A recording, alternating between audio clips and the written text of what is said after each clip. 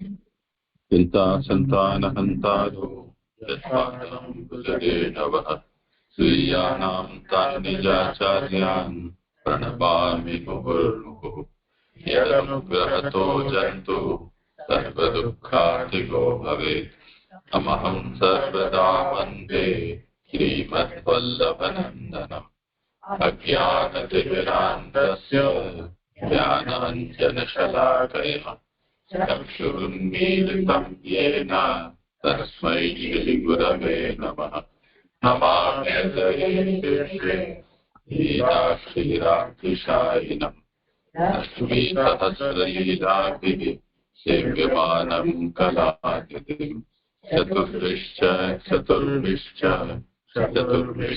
त्रिभिस्तथा षड्भिर्विराजते योऽसौ पञ्चधारतये।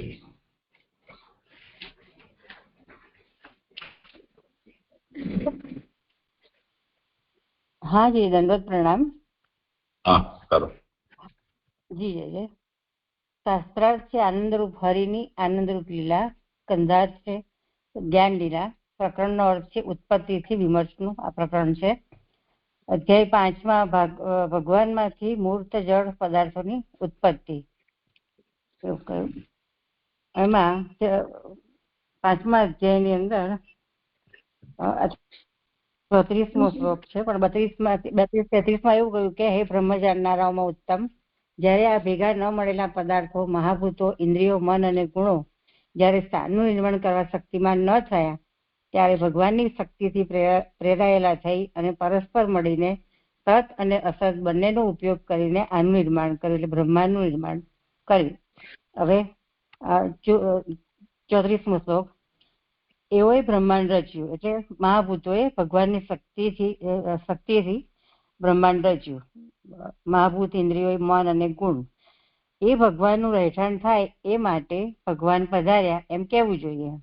એ શા પ્રયોજનથી પધાર્યા એ જાણવાની ઈચ્છા થાય, તેથી નીચેનો શ્લોક કહે છે. એમાં પહેલી ફૂટનોટ છે કે જીવ એમાં પ્રવેશ કરે એ જોઈને એ પ્રયોજનથી પધાર્યા.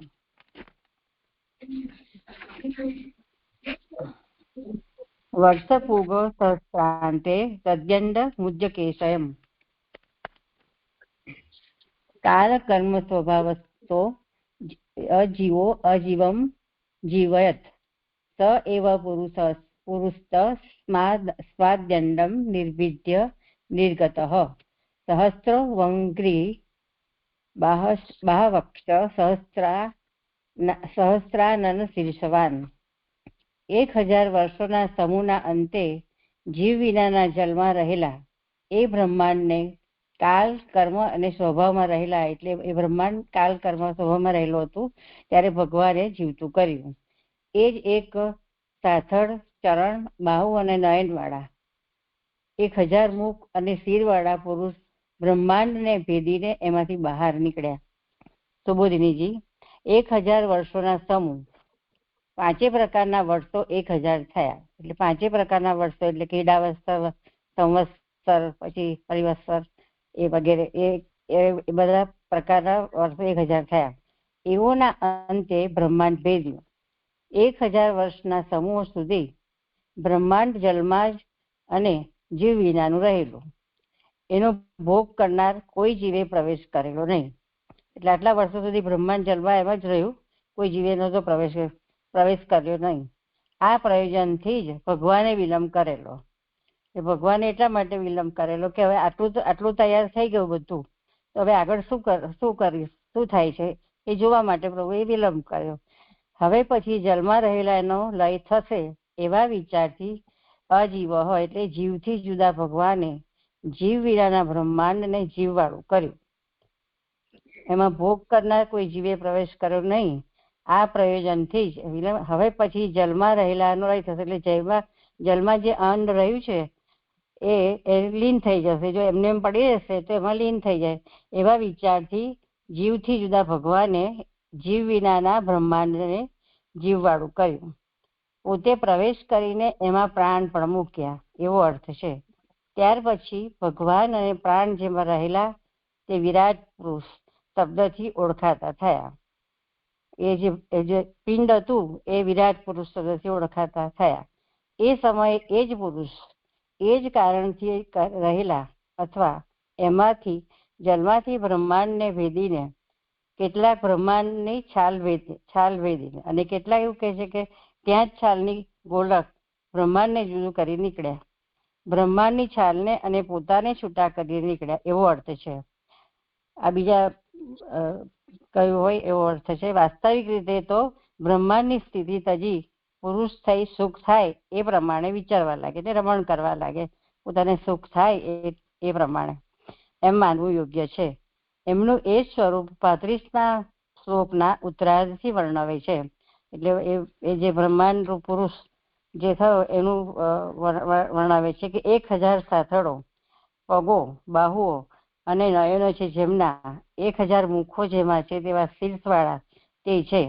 સહસ્ત્ર શીર્ષવાળા એ અડધી ઋગ્વેદની ઋચાના અર્થરૂપે થયા. જે ઋચાના અર્થરૂપ એટલે પુરુષ સૂક્તના મંત્રથી તે અસ્પૃષ્ટ થયા. એટલે આ શ્લોક સંપન્ન થયો.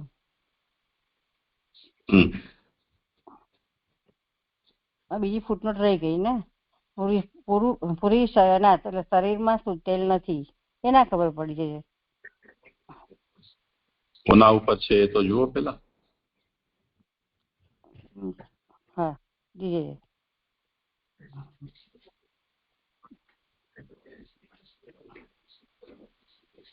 આ પ્રયોજનથી જ ભગવાને વિલંબ કરેલો. તેથી એ છે એટલે વિલંબ કર્યો કે આટલું બધું એમને કાલ કર્મ સ્વભાવ બધું હતું, બધું જ હતું. એમનો પ્રવેશ જ નતો ભગવાનનો. ભગવાને રાહ જોઈએ થોડીક એમ. હવે પછી જલમાં રહેલાનો લય થશે. હવે એમને એમ પડી રહેશે તો પછી લીન થઈ જશે. એવા વિચારથી ભગવાને પ્રવેશ કર્યો. પણ આ ફૂટનોટમાં ખબર નથી પડતી કે શરીરમાં સૂતેલ નથી.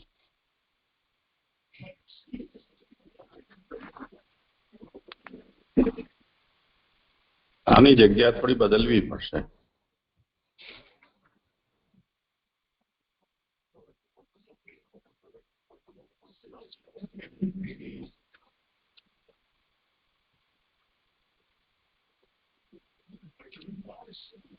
જી જી.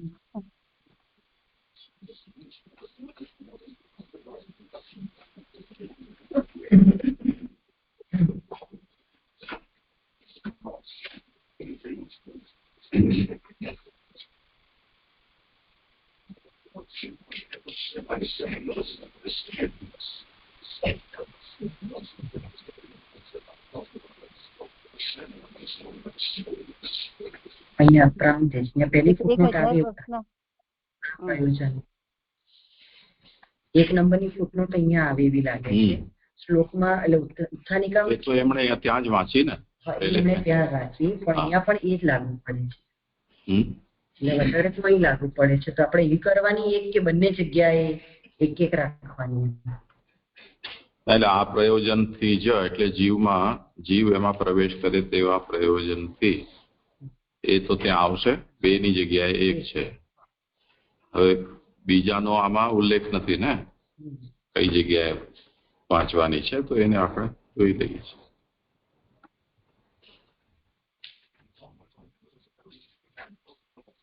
અને આ જે પહેલી છે તો નાનુભાઈએ કરેલું છે. પણ 1 નંબરની ફૂટનોટ છે ને, તો ત્યાં રાખવાની એમ. ત્યાં છે. હા, એમણે ત્યાં વાંચી ને અંકાબેની. અચ્છા, ત્યાં વાંચી ઉત્થાનિકામાં. ઉત્થાનિકામાં છે. વધારે એવું કરેલું છે ત્યાં ભણી શકાય. રાખવું હોય તો રાખી પણ શકાય. 2 નંબરની અહીંયા મને જેવું સમજાય છે. આજે જગ્યાએ છે જગ્યાએ તો કરી દીધી, પણ એવું સમજાય સએવ પુરુષ તસ્માદેવ હેતુઃ જલાત્વા તસ્માદિતિ પુરુષયના શરીરમાં સૂતે નથી.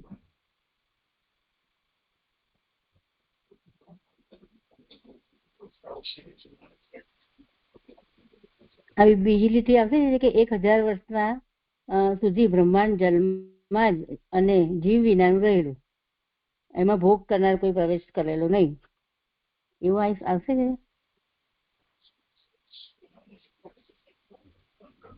નીચેથી ચોથી પંક્તિ, તદા સૈવ પુરુષ તસ્માદેવ હેતોઃ, તદા સૈવ પુરુષ,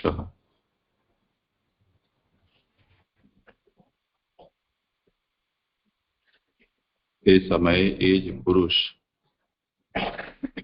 એ જ કારણથી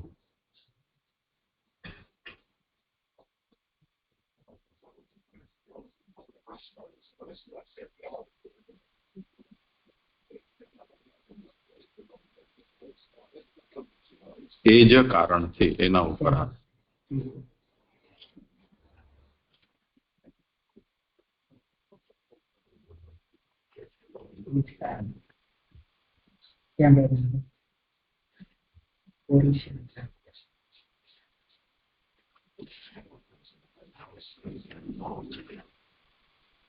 આમાં સુતેલ નથી એવું જે લખ્યું છે ને એ બરોબર નથી. એ અનુવાદ મૂળમાં તો એવું નિષેધ નથી આવી રહ્યો. તસ્માદેતિ પુરીશયનાથ, શરીરમાં સુતેલ હોવાથી.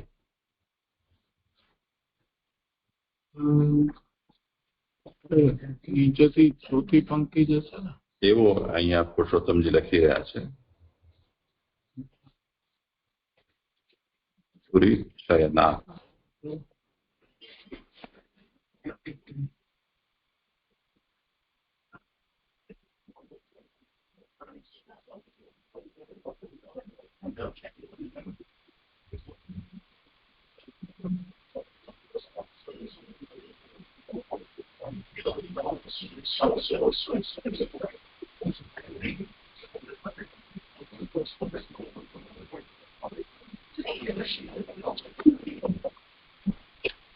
શરીરમાં સુતેલ હોવાથી.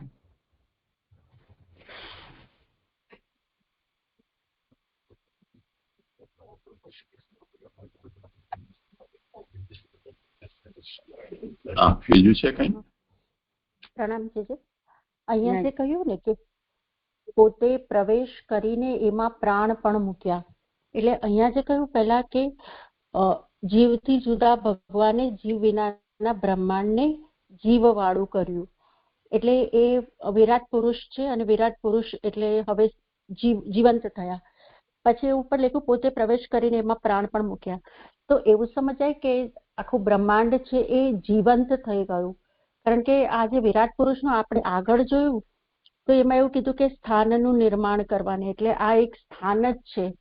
તો પછી એ નોર્મલી તો આપણે જળ જગત કહેતા હોઈએ છીએ, પણ હવે આમાં એવું સમજાય કે આખું બ્રહ્માંડ જીવંત છે, એટલે ખાલી જળ એટલે જળ તો આપણે કહીએ જ છીએ પણ એમ જીવંત પણ છે એવું કહેવાય. પ્રાણ મુખ્ય એમ કહ્યું છે એટલે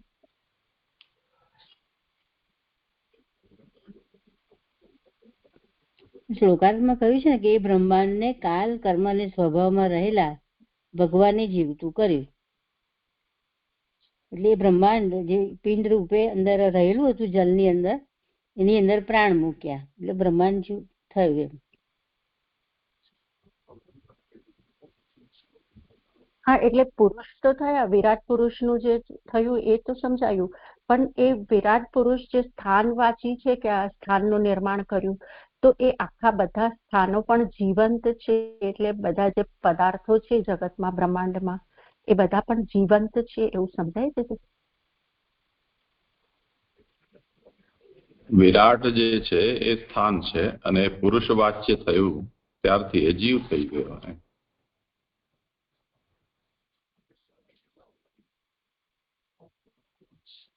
એટલે અહીંયા પાછું એક વખત તો એવું કહ્યું કે જીવથી જુદા ભગવાને જીવ વિનાના બ્રહ્માંડને જીવવાળું કર્યું, તો એ તો સમજાયું, પણ પછી એવું લખ્યું કે પોતે પ્રવેશ કરીને એમાં પ્રાણ પણ મૂક્યા. તો આ જે જીવ બધા છે એના માટે આ કહ્યું છે, તો પછી આ ફરીથી જે કહ્યું એ જીવ પણ હવે આની અંદર પ્રવેશ છે એવું પોતાની જ વાત છે. હા હા. અને અહીંયા જે કહ્યું ને નીચે કે એમનું એ સ્વરૂપ 35મા શ્લોકના ઉત્તરાર્ધથી વર્ણવે છે એમ કરીને જે આખું વર્ણન કર્યું, તો એ આ સમષ્ટિ પુરુષ તરીકે લેવાશે. 1000 સાથળો, પગો, બાહુઓ અને નયનો છે જેમના. તો આ સમષ્ટિ વિરાટ પુરુષ એ સમષ્ટિ છે એટલે આવું વર્ણન એનું આવ્યું. બ્રહ્માંડ પુરુષ છે વિરાટ. વિરાટ જ નામ છે એનું. એટલે મને અત્યાર સુધી એવું મગજમાં હતું કે વિરાટ પુરુષ જે છે એ સ્થાન વાંચીએ એટલે એમનામાં બધા લોક બિરાજી રહ્યા છે. અને જે આ સહસ્ત્ર શીર્ષ વાળું જે આખી ઋચા છે તો એ ભગવાન માટે કહી રહ્યા છે કે એ આપણા બધા થકી એ સહસ્ત્ર પાદ અંત ને જે પાદ પાણીથી એ રીતે એ બધું ભોગવી રહ્યા છે. તો ભગવાન માટે અંતર્યામી સ્વરૂપે મને એવું સમજાતું હતું. પણ અહીં તો વિરાટ પુરુષ માટે જ કહી રહ્યા છે એટલે વિરાટ પુરુષ જ છે એવું સમજવાનું ને. વ્યષ્ટિ સમષ્ટિનો તો હજી પ્રાકટ્ય જ નથી. વ્યષ્ટિનું તો સમષ્ટિ એવો શબ્દનો અત્યારે પ્રયોગ ન થઈ શકે, પણ પાછળથી થનારું છે એના કારણ તરીકે અત્યારે એમને એવું કહેવું હોય તો કહી શકાય.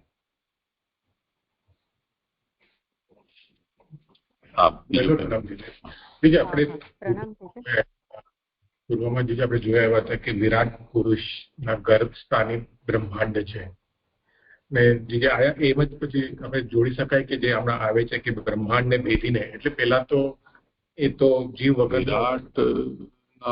ગર્ભસ્થાની એટલે જે શેષ નારાયણ છે એના જોયા એવા હતા ને કે વિરાટ પુરુષ નારાયણના એના ગર્ભસ્થાન પર બ્રહ્માંડ છે. હમણાં આવ્યું કે પેલા જીવ નતું, પછી આમાં ભેદીને બ્રહ્માંડ ને ભેદીને પછી એમાં પ્રવેશ કર્યો. ગર્ભ સ્થાન હતું પણ ત્યાં એટલે જેમ ગર્ભ હોય જીવ ન હતું, પછી એમાં પ્રવેશ કર્યો. જેથી એ જોડી શકાય નહીં.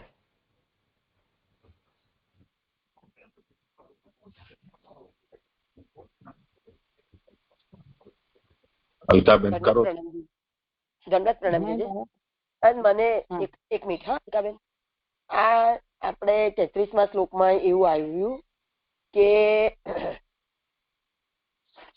એક મિનિટ, અને શબ્દાવલી બીજા જીવોના સમૂહો. એક મિનિટ પહેલા કલ્પેશભાઈ નો પ્રશ્ન છે એ એમણે કર્યો છે, એનું સમાધાન કરી. હા હા જી, મને ખબર નથી. શું પૂછ્યું કલ્પેશભાઈ? ફરી પૂછો તો હું ભૂલી ગઈ.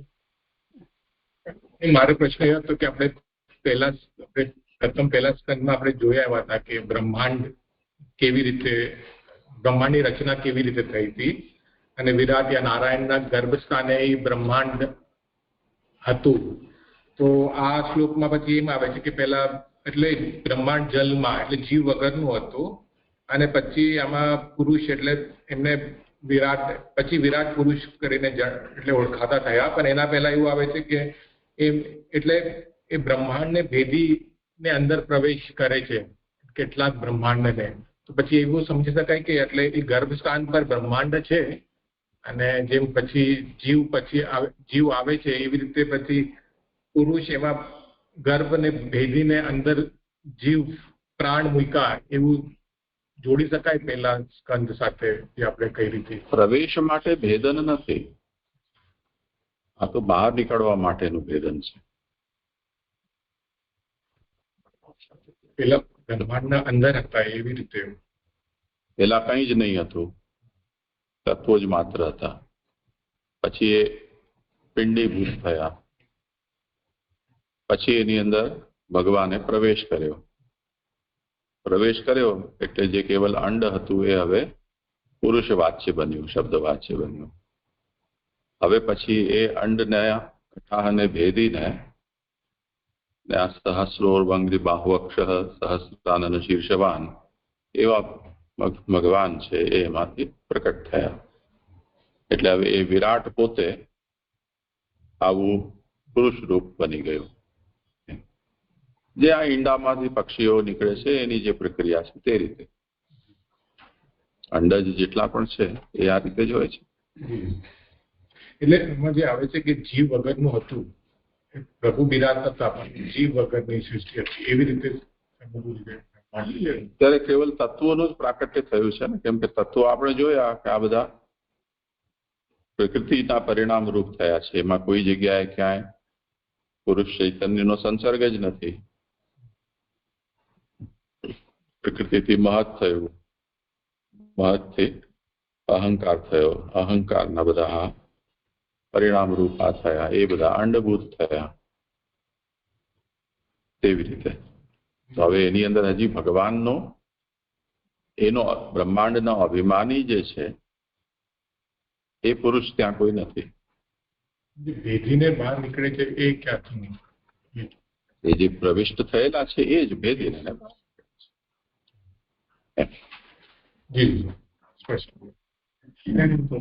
અને એ જીવ વાળું કર્યું એટલે પુરુષ ચૈતન્ય વાળું કર્યું એમ સમજવાનું. જીવ વાળું કર્યું એનાથી શું સમજવાનું? ભગવાનનો પ્રવેશ થયો, પ્રવેશ જ સમજવાનું. એટલે પેલા જીવ વાળું કર્યું, પોતે પ્રવેશ કરીને એમાં પ્રાણ મૂક્યા. તો આપણે પ્રાણથી ચૈતન્ય જ લઈશું ને, એમ પુરુષનું ચૈતન્ય જે પણ લેવું હોય લેવો. આપણે માટે છે પ્રાણ. પ્રાણથી આપણને જીવની સમજ પડે છે. એટલે હવે આ બ્રહ્માંડ છે ધબકતું થઈ ગયું એમ સમજી લો.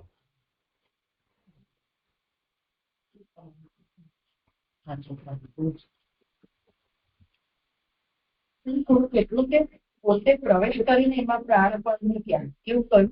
અને પૂરી શરીરના શરીરમાં સુતેલ હોવાથી, એટલે અંદર જ બ્રહ્માંડમાં એ સુતેલ છે પુરુષ, તો પછી અંદર પ્રવેશ કેમ બતાવ્યો એમ? એવી રીતે થોડુંક સમજવું કે અંદર સુતેલ જ છે. બીજી પુસ્તક લાગે છે કે પૂરી શરીરના એટલે અંદર સુતેલ હોવાથી, અને ઉપર એમ કે છે કે પોતે પ્રવેશ કરીને એમાં પ્રાણ મૂક્યા. તો પ્રાણ મૂક્યા ને પછી એ ભેદીને બહાર નીકળ્યા. પૂરી શયનાથ એટલે પુરુષ શબ્દ વાંચે એટલા માટે બને, એટલે બન્યું કે અંદર પ્રવેશ કર્યો. નહીં, અત્યારે જે બ્રહ્માંડ ના અંદર એટલે વિરાટની અંદર જેમણે પ્રવેશ કરેલો છે એ પ્રવેશ કરીને સૂતા છે એમ સમજો. એટલે હવે એનું નામ પુરુષ થયું, કેમ કે જે પૂરમાં શયન કરે તે પુરુષ. હવે પછી જયારે ભેદ છે તે વખતે હવે એનું નામાંતર થઈ જશે.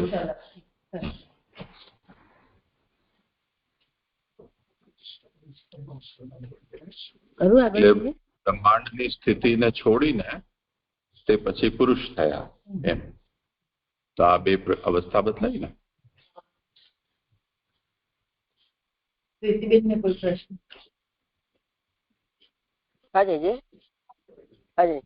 એટલે હવે અહીંયા આગળ એવું કહ્યું કે 33મા શ્લોકમાં કે ભગવાનની આજ્ઞાથી એટલે ભગવાનની શક્તિથી પ્રેરાયેલા થઈ ને એ લોકોએ આનું નિર્માણ કર્યું. તો એમાં એવું આવ્યું કે બીજા જીવોનો સમૂહ, ચ અને શબ્દ હોવાથી બીજા જીવોનો સમૂહ, એમના અદ્રષ્ટો, એમના સંસ્કાર પામેલા પ્રાણીઓ, વ્યક્તિઓનો સમૂહ, સ્થૂલ અને લિંગ શરીરો. તો ચલો સ્થૂલ અને લિંગ શરીર છે એ તો જડ છે, પણ જે આ પ્રાણીઓનો સમૂહ અને બીજા જીવોનો સમૂહ, તો જીવ તો જે ચૈતન્ય છે ને, તો એ જે જડ છે કે જે બ્રહ્માંડમાં હજી ભગવાને જીવ નથી પૂર્યો, એમાં આ બધા જીવ કેવી રીતે રહેતા હોય ચૈતન્ય? એ મને જાણવું છે. કરોડો અબજો વાયરસ બેક્ટેરિયા બધા રહે છે ને એવી રીતે. પણ કેમ કે આપણું તો ચૈતન્યવાન છીએ ને, તો એમાં એ બધા રહી શકે. પણ હજી તો ભગવાને એમાં આપણા જીવતા કરતા મરેલામાં વધારે હોય છે.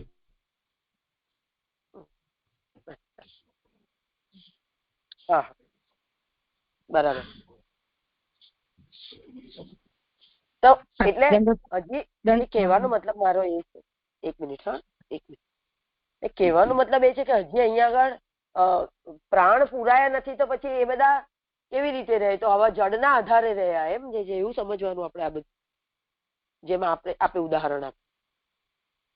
હા, એમ સમજો. બધું એક પિંડની અંદર બધું છે અત્યારે. એટલે આ તો ત્રીજા સ્કંદમાં કહેશે. આ બધો જે પ્રકાર છે ને એ તો ત્રીજા સ્કંદમાં કહેશે, પણ જે 34 ને 35માં આવ્યું એની પહેલાની સ્થિતિ કીધી કે આવી રીતે વિરાટ પુરુષે એમાં બ્રહ્માંડને ભેદીને બહાર નીકળ્યા. આ જે આખો સમૂહ છે ને એ તો ત્રીજા સ્કંદમાં કહેશે આગળ કારણ અને કાર્યની સૃષ્ટિમાં. એવું છે પ્રીતિબેન, અહીંયા મને એવું સમજાય છે. હા હા હા. દંડવત પ્રણામ દીદી. દીદી અર્જુનને દર્શન થયા હતા આ વિરાટ પુરુષના જ થયા હતા. હા, આગળ જો વર્ણન આવે એટલે આપણે પછી સરખાવી લઈએ. હા પ્રણામ. હવે આને છે ને આપણે જે હમણાં વર્ણન ચાલી રહ્યું છે એને જો આપણી પાસે 3 કોટી છે, સ્વરૂપ કોટી, કારણ કોટી અને કાર્ય કોટી. તો આ સ્વરૂપ કોટીમાં થઈ રહ્યું છે બધું ઉત્પત્તિ જે થઈ રહી છે એ સ્વરૂપ કોટી લાગે છે. જરા મને સ્પષ્ટ કરો ને. અત્યારે બધું સ્વરૂપ કોટી થઈ રહ્યું છે જોઈએ. હા, સ્વરૂપ કોટીથી થઈ રહેલું છે, ભગવાનથી થયું છે ને. સ્વરૂપ કોટીથી કાર્યકોટીમાં આવ્યું. પછી હવે એ સ્વરૂપ કોટીથી કારણ કોટીમાં પરિણમશે અને કારણ કોટી કાર્ય કોટી બનશે. એવી રીતે મને સમજ છે શારદા, એવી રીતે થશે. આ બરોબર છે? પ્રણામ શારદા. સ્વરૂપ કોટીમાં શું શું આવે છે, કારણમાં શું આવે છે? વિરાટમાં તો જો વિરાટ થી બધું થયું તો આ ભગવાનનું સાક્ષાત. પછી 28 તત્વોથી કારણ, એ કારણ બનશે. અને કારણ કોટી શું આવશે એમ પૂછે. 28 તત્વો કારણ કોટીમાં આવશે અને જયારે માયા આવશે ત્યારે કાર્ય કોટી શરૂ થશે. ત્યારે માયા એને પ્રવેશ કરશે તો પછી કાર્ય બનશે, કાર્ય કોટી થશે. તો તત્વો તો થઈ ગયા ને પ્રકટ, તો સ્વરૂપ કોટી ક્યાં રહી? તો કારણ આવી ગયું. તો આ કારણ કોટીમાં જ આ વિરાટ કારણ કોટીમાં જશે ને. હું એ જ પૂછું છું કે સ્વરૂપ કોટી કહીશું કે તો સ્વરૂપ કોટી તો પરબ્રહ્મ શ્રી કૃષ્ણમાં જ એક બસ એટલી જ થશે ને. સ્વરૂપ કોટી તો પરબ્રહ્મ શ્રી કૃષ્ણ એ સ્વરૂપ કોટી છે, એમાંથી કારણ કોટી થઈ રહી છે ને એમાંથી કાર્ય થશે. એવી રીતે સમજાશે? કાલ કર્મ સ્વભાવ આનું શું થશે પછી? એને ક્યાં મૂકશું? એ તો અક્ષર થી થશે ને. એ તો અક્ષરમાં જશે પાછું. હવે અક્ષરથી પછી બ્રહ્માંડ થયું, આ પિંડ. અને વિરાટ કહીએ, પિંડ કહીએ, બ્રહ્માંડ કહીએ, એ સરખું ગણાશે? આ બધું જરાક ગૂંચવાડો થાય છે સરસ. હા, જુઓ, કરો સમાધાન જેમને હોય આ વિષય. શાસ્ત્રાર્થ પ્રકરણમાં તો આ વિષય આપણે સારી રીતે કરી ચૂક્યા છીએ.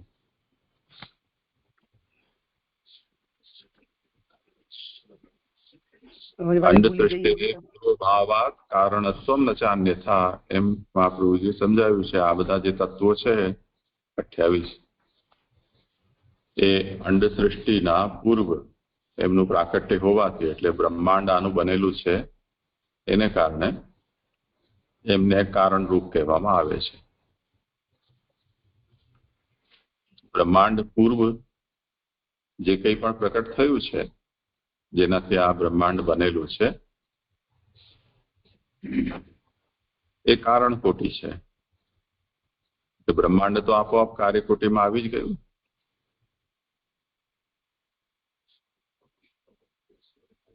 અને આ તત્વો જે પ્રકટ થયા છે એમાં આપણે જોયું કે કાલ, કર્મ અને સ્વભાવ એ દરેકની અંદર એનો વ્યતિકર કરવા વાળા છે.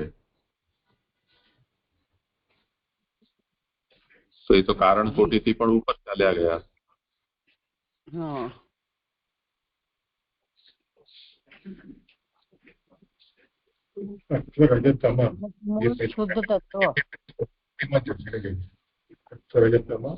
અને કાન, કર્મ, સ્વભાવ આ 6 બધા સ્વરૂપ કોટીમાં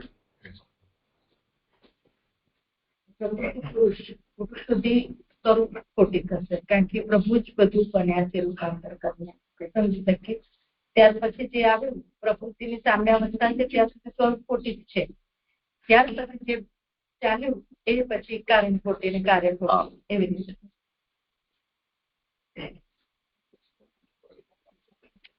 જી પ્રણામ છે. અહીંયા જે આપણે સંભળાયું ને હિના, તે સ્વરૂપ કોટીમાં શું કહ્યું? બરાબર સંભળાયું ના મને. સ્વરૂપ કોટીમાં કાલ કર્મ સ્વભાવ પ્રકૃતિ અને પુરુષ જે પ્રભુ જ બન્યા છે એમ આપણે કહ્યું છે ને, કાલ પણ પ્રભુએ ચેષ્ટા કરી, અથવા જે સ્વામિરત્ન સંગ્રહમાં આપણે સારણી જોઈએ તો એ પ્રભુ જ બન્યા છે એમ આપણે ત્યાં જોયું છે. એટલે પ્રભુનું સ્વરૂપ ભૂત જ છે એમ જે આપણે જોયું તો એ સ્વરૂપ કોટીમાં આવશે. અને પ્રકૃતિ પણ, કારણ કે ગુણોની સામ્યાવસ્થા સુધી ત્યાં સ્થિત છે. પછી જે પ્રકૃતિના 3 ગુણોમાં જે ભેળસેળ થઈ, મિશ્રણ ક્ષોભ થયો, અને ક્ષોભ થયા પછી એટલે જે 28 તત્વો છે એ જળ રૂપ છે. એટલે પ્રકૃતિ કોકી એ જળ 28 તત્વો, એ તત્વો જે છે એની કારણરૂપતા સિદ્ધ થશે જ્યારે કાર્ય થવાનું થઈ રહ્યું છે, ત્યારે સૃષ્ટિ રચવાની ઈચ્છા ભગવાને કરી ત્યારે 28 તત્વોની કારણરૂપતા, અને ત્યાર પછીનું જે બધું ઉત્પન્ન થયું એ બધું કાર્યરૂપતા. એવું મને સમજાયું એટલે મેં જે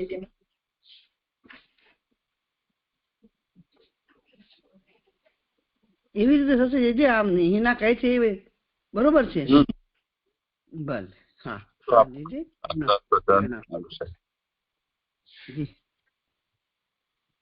પ્રણામ છે. અહીંયા જે હમણાં આપણે કહ્યું ને કે પોતે પ્રવેશ કરીને એમાં પ્રાણ પણ મૂક્યા એટલે ધબકતું થયું, તો એનો મતલબ એવો કે કાલ કર્મ સ્વભાવ એમાં એટલે એ એક્ટિવેટ થયા કે પછી અહીંયા જે આગળના શ્લોકમાં એવું કીધું હતું કે એ લોકો જુદા જુદા સ્વભાવ વાળા તામસ વગેરે પદાર્થો ગાઢ સંબંધથી ભેગા થાય નહીં, તો અહીંયા હવે પ્રભુ અંદર આવ્યા છે એટલે હવે એ લોકો ભેગા થઈ ગયા બધા જુદા જુદા સ્વભાવ વાળા, એના અર્થમાં આ પ્રાણ પણ મૂક્યા આવશે છે.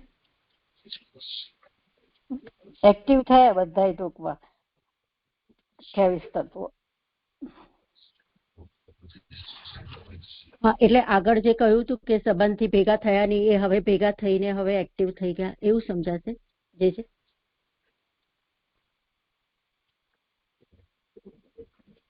હા, જોઈએ અલકાબેન શું કહે છે. હા, એટલે શુદ્ધ ફોર્મમાં બધા જે કાર્ય ના કરી શક્યા પછી ભગવાને પ્રવેશ કર્યો પછી આ બધા એક્ટિવ થયા તત્વો, હવે આગળ કાર્યરૂપ થશે એવું સમજાય જોઈએ.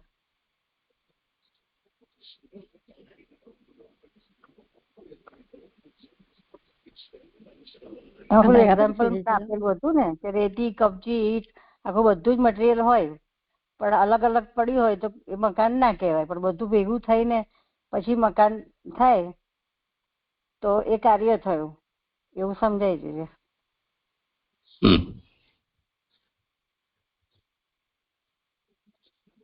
એટલે જે આમાં પ્રાણ પણ મૂક્યામાં આવી રીતે સમજાશે ને, ધબકતું થયું એટલે બધું ભેગું થઈને બરાબર વ્યવસ્થિત થઈ ગયું એવું સમજાશે.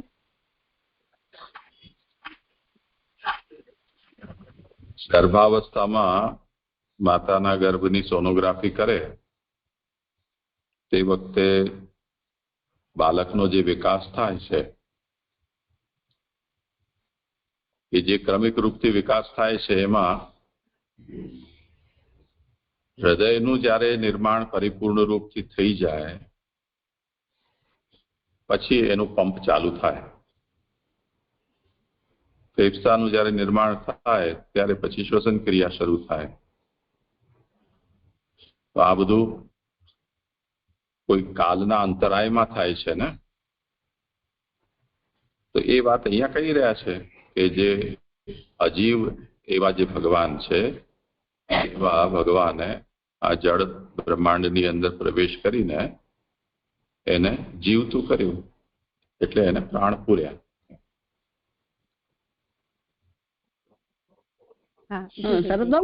તો હવે જો અહીં કેવું થયું કે બ્રહ્મનું કાર્ય થયું શું, આ ભેદીને જે નીકળ્યું બ્રહ્માંડ ભેદીને જે નીકળ્યા તત્વ બહાર આવે એ બ્રહ્મનું કાર્ય ગણાશે. ભલે સૃષ્ટિનું કાર્ય નથી પણ બ્રહ્મનું કારણમાંથી કાર્ય થયું એટલે ભેદીને બહાર આવ્યું તે એવું સમજી શકાશે. એ કાર્ય થયું ને એવું લાગે છે સર, એ પ્રગટ થયું ને પાછું વિરાટ માંથી, તો એ ઉઠ્યા નહીં પછી જીવ પ્રવેશ કર્યો તો બધા બહાર આવ્યા, તો એ બ્રહ્મનું કાર્ય છે, સૃષ્ટિનું કાર્ય હજી નથી એવું સમજી તો બરાબર છે કે નહીં જરાક સમજાવો.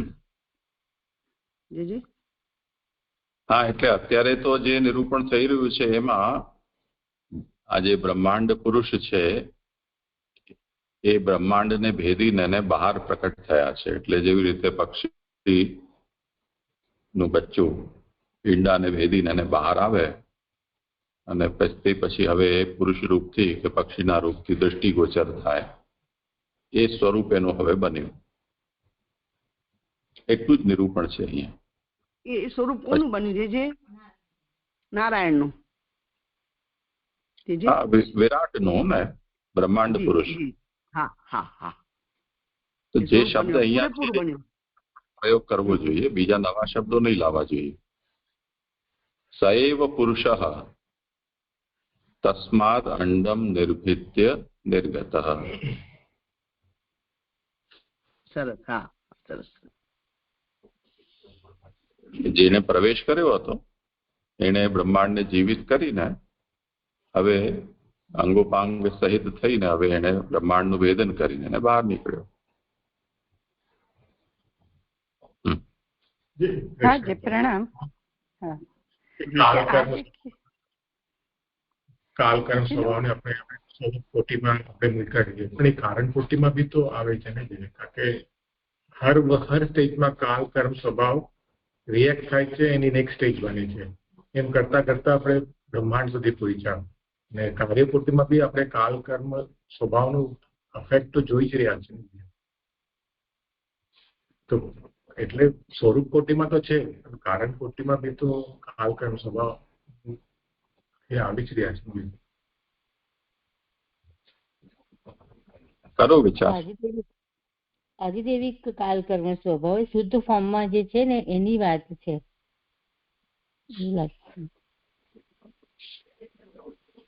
આદિદૈવિક આધ્યાત્મિક કેવી રીતે સમજવું?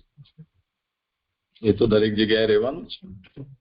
સ્વરૂપ કોટીમાં આદિદૈવિક, અને પછી કારણ કોટીમાં આધ્યાત્મિક, અને પછી કાર્યકોટીમાં આદિભૌતિક, એવી રીતે. જેમ અહીંયા કહ્યું ને કે 1000 વર્ષોના સમૂહના અંતે જીવ વિનાના જલમાં રહેલા એ બ્રહ્માંડને કાલ કર્મ અને સ્વભાવમાં રહેલા ભગવાને જીવતું કર્યું. તો હવે સૌથી પ્રથમ ભગવાનની ઈચ્છાથી કાલે જે ઈશારો કર્યો એ ઈશારાથી જે આ પ્રકટ થયું છે એ ઈશારો એ કાલ, એ ભગવાનની પ્રકૃતિ રૂપ કાલ જે છે તે શરૂ થયું. અત્યારે કાલની કોઈ આવશ્યકતા હતી જ નહીં, કેમ કે કોઈ વસ્તુ જ ન હોય તો કાલનું કામ શું?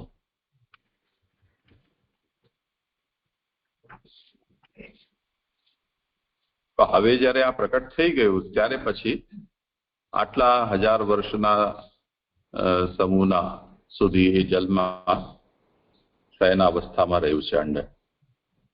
આ જે કાલ છે એ કાલ પાછો સૃષ્ટિકાલ થઈ ગયો વ્યવહાર્ય. તો એ રીતે ભેદ દરેકની અંદર સમજવું પડશે.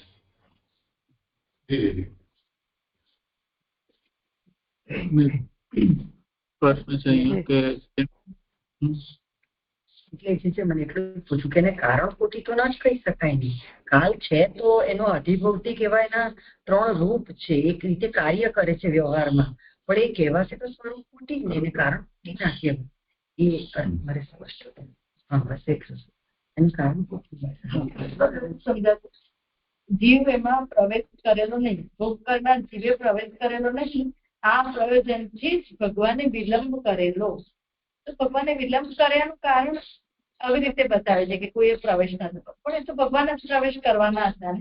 વિલંબ કરેલો એવું કેમ? અહીંયા ખાલી એટલું નથી સમજાતું. વિલંબ કરેલો કેમ વિલંબ કરેલો? અલકાબેન? જી જી જી, એટલે અત્યાર સુધી આ બધું જ થયું. વિલંબ કરવાનું કારણ એ કે હવે આગળ શું કરવું એમ એ જોવા માટે ભગવાને વિલંબ કરેલો. એમ આગળ શું થાય છે એ જોવા માટે વિલંબ કર્યો.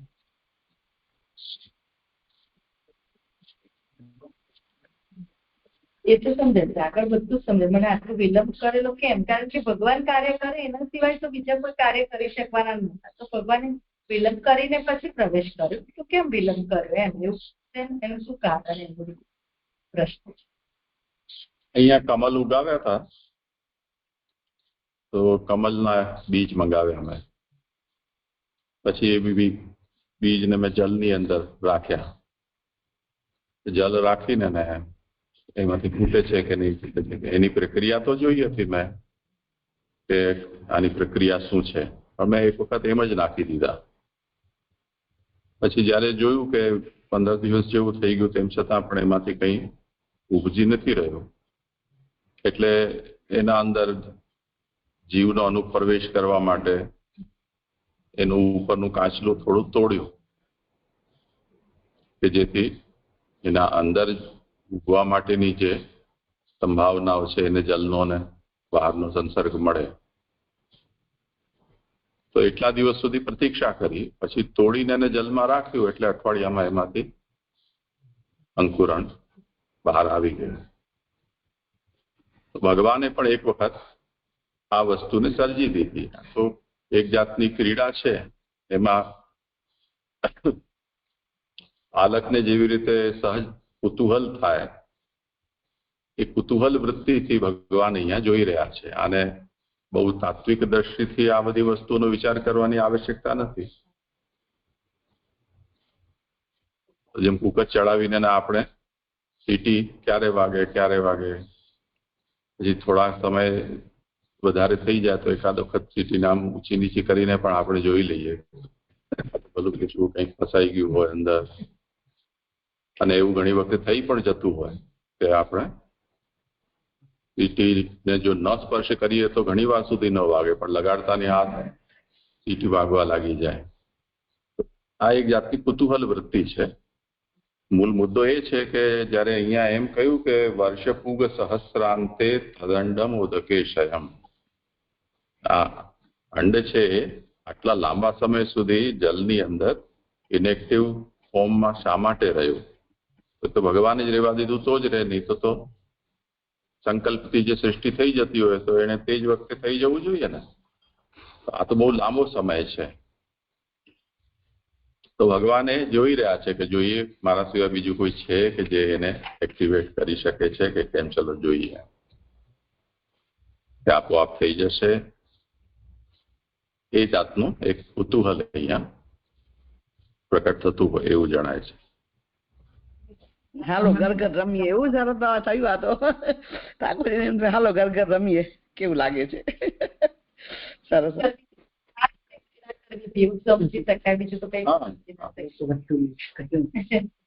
એટલે જીવસ્તત્ર ભોગતા ન કોપી પ્રવિષ્ટ.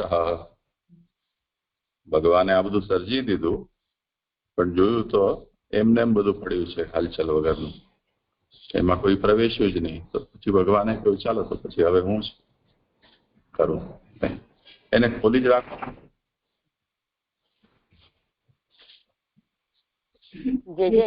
એટલે અહીંયા સ્વરૂપ કોટી, આ ભાનુમાસી જે પ્રશ્ન હતો ને સ્વરૂપ કોટી, કારણ કોટી ને કાર્ય કોટી, તો સ્વરૂપ કોટીમાં જે કાળ કર્મ સ્વભાવ વગેરે જે કયા એના અધિદૈવિક સ્વરૂપો જે છે એ સ્વરૂપ કોટીમાં લેવાના, એ બરાબર ને? જે અને એનું જે જેમ કલ્પેશભાઈએ કહ્યું આધ્યાત્મિક જે સ્વરૂપ છે એ એનું કારણ કોટી થશે, કેમ કે એ આધ્યાત્મિક સ્વરૂપથી એ બધામાં અનુસૂચિત થાય છે. કાળ કર્મ સ્વભાવ દેવરૂપથી તો થતા જ નથી, કઈ કહેવાતું જ નથી. આ શબ્દ આપણે કહી રહ્યા છીએ પણ એવું કોઈ જગ્યાએ લખાયું નથી. હા, એટલે સ્વરૂપ એને આદિભૌતિક કાલ કે આધ્યાત્મિક કાલ એમ કહી શકાય છે, પણ કારણ અને કાર્ય એ જાતના શબ્દો હજી સુધી ક્યાંય વાંચ્યા નથી, લખ્યા હોય. અચ્છા, ના પણ એટલે સ્વરૂપ કોટીમાં તો આ અધિદૈવિક સ્વરૂપો લેવાના ને છે, એ તો બરાબર છે કે નહીં?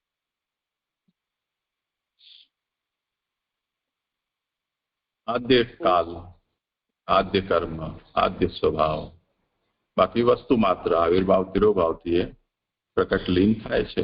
એ બધી પ્રક્રિયા શાસ્ત્રાર્થ પ્રકરણમાં સ્પષ્ટ કરેલી છે. હા છે પ્રણામ. સ્વરૂપ કોટી કહેલા નથી કેમ છે ક્યાંય સરદાવા એવું છે? સ્વરૂપ કોટી, કારણ કોટી, કાર્ય કોટી એવું નિરૂપણ થયું નથી શાસ્ત્રથી.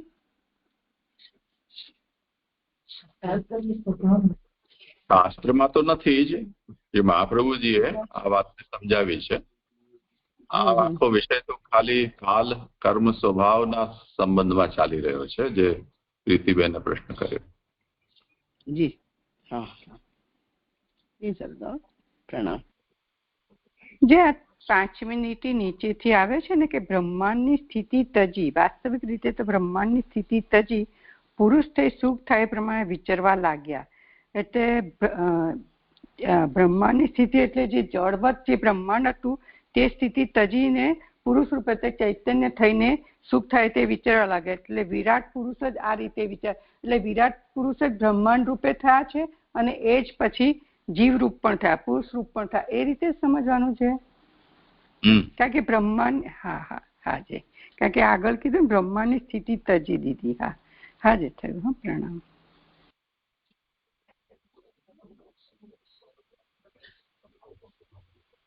એક પ્રશ્ન છે કે અહીંયા જેમ હમણાં સુધી આવ્યું કે જેમ ભગવાને સૃષ્ટિ કરી, બ્રહ્માંડની રચના ને બધું કર્યું, તો હમણાં સુધી તો બધી પ્રક્રિયા શુદ્ધ જ ચાલી રહી છે, હજી અહીંયા કોઈ દોષ કે એવું લાગ્યું નથી. એટલે હવે જેમ ક્રીડાનું પ્રયોજન છે તો ભગવાન પછી માયાનો પ્રયોગ કરે કે જે પણ કરે, કે પછી મનુષ્ય છે એને જીવન મરણ ઇત્યાદિ આ જે સંસાર ચક્ર છે એનું પ્રારંભ થાય છે. તો એ બધું થાય છે, પણ જ્યારે સૃષ્ટિ રચવામાં આવી રહી છે, એટલે જ્યારે ભગવાન એમાં હજી કાર્ય કરી રહ્યા છે, બનાવી રહ્યા છે બધું, તો ત્યારે તો બધી પ્રક્રિયા સરળતાથી ચાલવી જોઈએ ને. એટલે જેમ પાછળ 2-3 શ્લોક પહેલા આવ્યું કાલના શ્લોકમાં કે ગુણો જે છે હવે પરસ્પર વિરુદ્ધ છે, સાત્વિક, રાજસ ને તામસ. હવે એ લોકો એમાં મેળ કેમ થાય, એની માટે પુરુષે પછી અલગથી યત્ન કરવો પડે. એમાં પુરુષ પ્રભુનું પ્રેરણા કરે ત્યારે એ કાર્ય કરે. એટલે આવું કહેવાની શું જરૂર પડી ગઈ એમ? એટલે આવું કહેવાની જરૂર પડી એનો મતલબ પણ એ થાય છે ને કે ગુણો પણ પરસ્પર વિરુદ્ધ છે, એટલે કંઈક ખીટપીટ થાય છે કંઈક બનવામાં, એટલે પરસ્પર મેળ નથી થતો ગુણોનો એમ, જ્યાં સુધી પ્રભુ એને પ્રેરણા નથી કરતા. તો પ્રભુ તો પહેલાથી જ અંદર છે, તો પછી આ અલગથી પ્રેરણા કઈ કરવાનું કઈ પ્રયોજન, કે ખાલી કહેવા માટે કહે છે કે પુરુષ જ્યાં સુધી એમાં હસ્તક્ષેપ ન કરે ત્યાર સુધી આ ગુણો કઈ કાર્ય ન કરી શકે, ખાલી એટલું જણાવવા એ કહ્યું છે કે કઈ અલગ કારણ છે? હા અલકાબેન. સૃષ્ટિની પ્રક્રિયા બતાવે છે પૂર્વની. બ્રહ્માજી નારદજીને કહે છે કે આવી રીતે સૃષ્ટિ થઈ એમ બધું પ્રભુ પ્રવેશ કરે. હા લાલનજી. હા એ તો મને વાત સમજાઈ ગઈ, પણ પ્રશ્ન એ છે કે જેમ સૃષ્ટિ રચી રહ્યા છે અને ત્યારે પ્રભુ એમાં પ્રવેશ છે પ્રભુનું, અને ત્યારે બધું જ શુદ્ધ છે. જેમ હમણાં કલ્પેશભાઈએ પ્રશ્ન પૂછ્યો હતો કે કાલ કર્મ સ્વભાવવાદી એમ, તો કે છે કે એની 2 સ્થિતિ હોય છે, એક તો શુદ્ધ હોય છે ને એક તો એક જે છે એનાથી ઇતર હોય છે એમ. તો એવી રીતે ગુણોમાં પણ જો વિચાર કરવામાં આવે કે ગુણો પણ એક રીતે શુદ્ધ છે અને બીજા બંધન કરાવનારા છે, આદિ છે. હવે જેમ ગુણો ઉત્પત્તિ કરવાની છે તો સાત્વિક, રાજસ, તામસ. તો રાજસમાંથી જે કાલે આવ્યું કે આ ઇન્દ્રિય અને આદિ જે થયું, કાન, ત્વચા, નાક, આંખ, જીભ, વાણી, હાથ આદિ. હવે એમ જેમ એની પહેલા પણ આવ્યું કે સાત્વિક અને અમુક ગુણોના ભેગા થવાથી અમુક વસ્તુ ઉત્પન્ન થઈ છે, તો એની માટે એમ જેમ કાલે જોયું કે પુરુષ જ્યાં સુધી પ્રેરણા નથી કરતો ત્યાં સુધી એ ગુણો કાર્ય નથી કરતા. એટલે આ તો પુરુષ તો પહેલાથી અંદર છે જ, પછી આવું અલગથી કઈ કહેવાની શું જરૂર એમ? પ્રોસેસ માટે તો કેવું જ પડશે ને લાલનજી. હા એટલે એટલા માટે જ કીધું છે કે અલગ કારણ છે, એ જ મારો પ્રશ્ન છે. સ્પષ્ટતા ખાલી જોઈતી હતી કે અહીંયા જે કહ્યું છે એનું કઈ અન્ય પ્રયોજન નથી ને, કેમ કે આમાં એવું લખ્યું નથી કે શુદ્ધ અવસ્થા છે કે નથી, પણ એમ જેમ હમણાં છેલ્લે શ્લોક આવ્યો આજે જે આપણે કર્યો એમાં કે હવે પુરુષ બ્રહ્માંડ ને ભેદીને બારે આવે છે, એટલે હવે મેઇન બધી પ્રોસેસ ક્રીડા ચાલુ થશે એમ.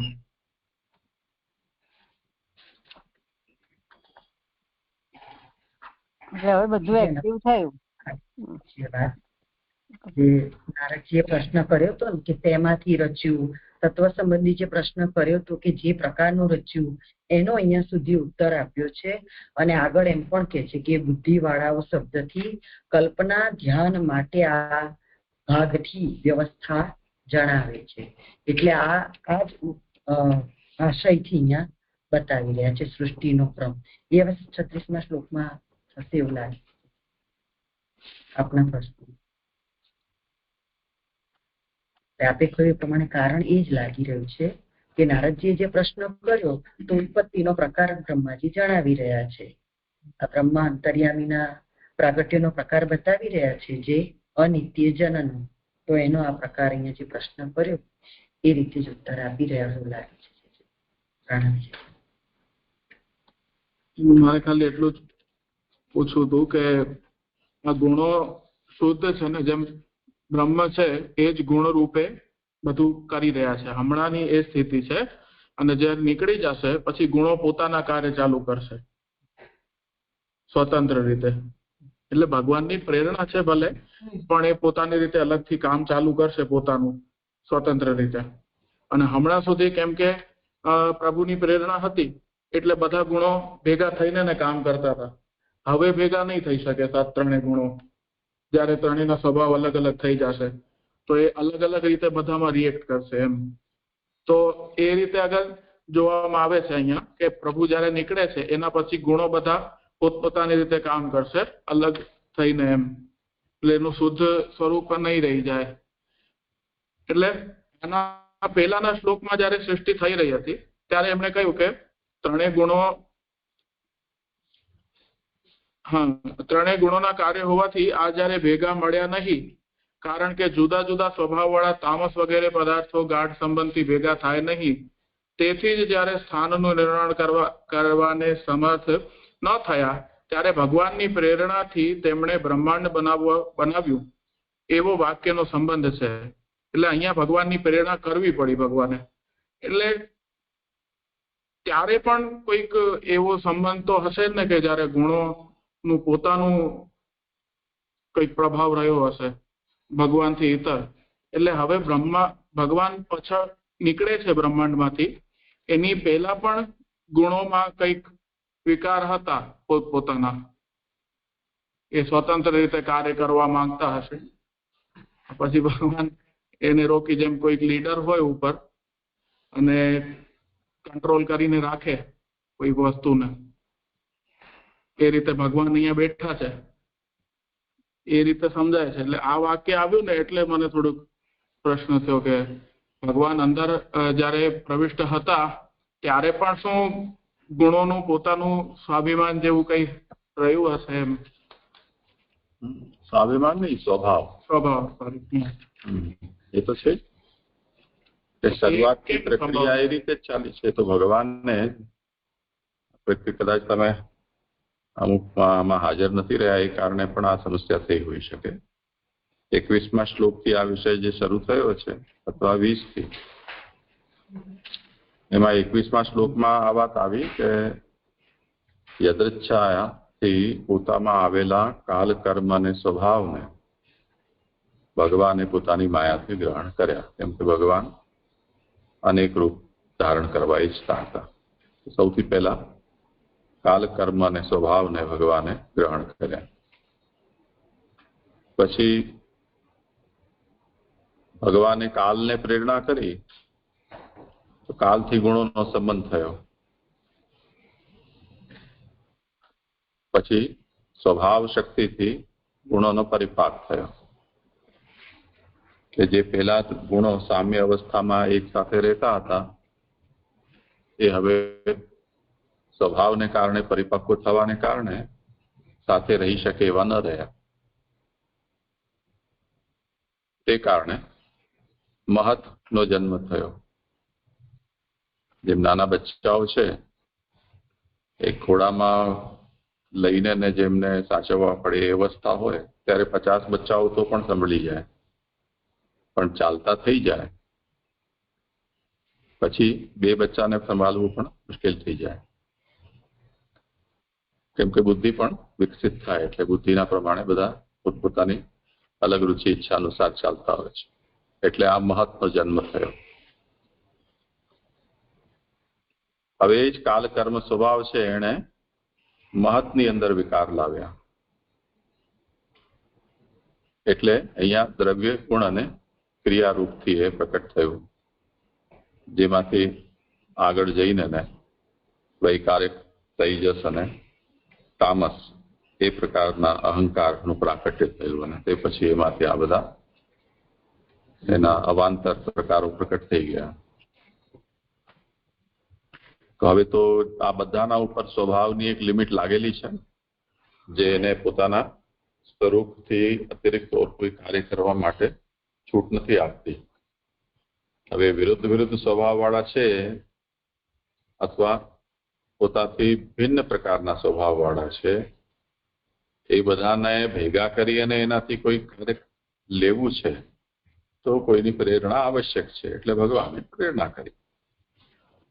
એટલે મારો એ જ પ્રશ્ન હતો કે આવા બધા ભિન્ન જાતના સ્વભાવ દેખવામાં આવે છે, જોવામાં આવે છે, તો પુરુષનું અંદર રહેવાથી અને બહાર રહેવાથી શું ફરક પડે છે? એમ મારો એ જ પ્રશ્ન હતો. આપણે સ્પષ્ટ વધારે કરી દીધું. તો પછી પુરુષ અંદર રહેવાથી કે ન રહેવાથી શું ફરક પડે છે? એમ એટલે જેમ તો એને 2 અવસ્થા રીતે કહી શકીએ ને કે શુદ્ધ હતા પહેલા બધા અને હવે છે કોઈ તદિતર થઈ જશે એમ સ્વભાવ વાળા. એ તો છે. નહીં તો પછી પુરુષનું ભીતર રહેવાથી ને ન રહેવાથી કઈ ફરક નથી ને? એમ પુરુષ તો અહીંયા એ હેતુથી છે કે પોતે આને ભોગવવા માંગે છે, પોતે ક્રીડાને નો આનંદ લેવા ઈચ્છે છે. એની ઉપસ્થિતિથી આ બધું સંભવ બને છે. એમની પ્રેરણા એમાં નિમિત્ત બની રહી છે. એટલે પુરુષની આવશ્યકતા છે. એ પુરુષ ભીતર પણ છે, બહાર પણ છે. પણ એ તો હમણાં સુધી તો રચનાર તરીકે અંદર છે ને, ભોગવનાર તરીકે તો હવે પ્રવિષ્ટ થશે ને? હા, તો શું? અચ્છા, એટલે જ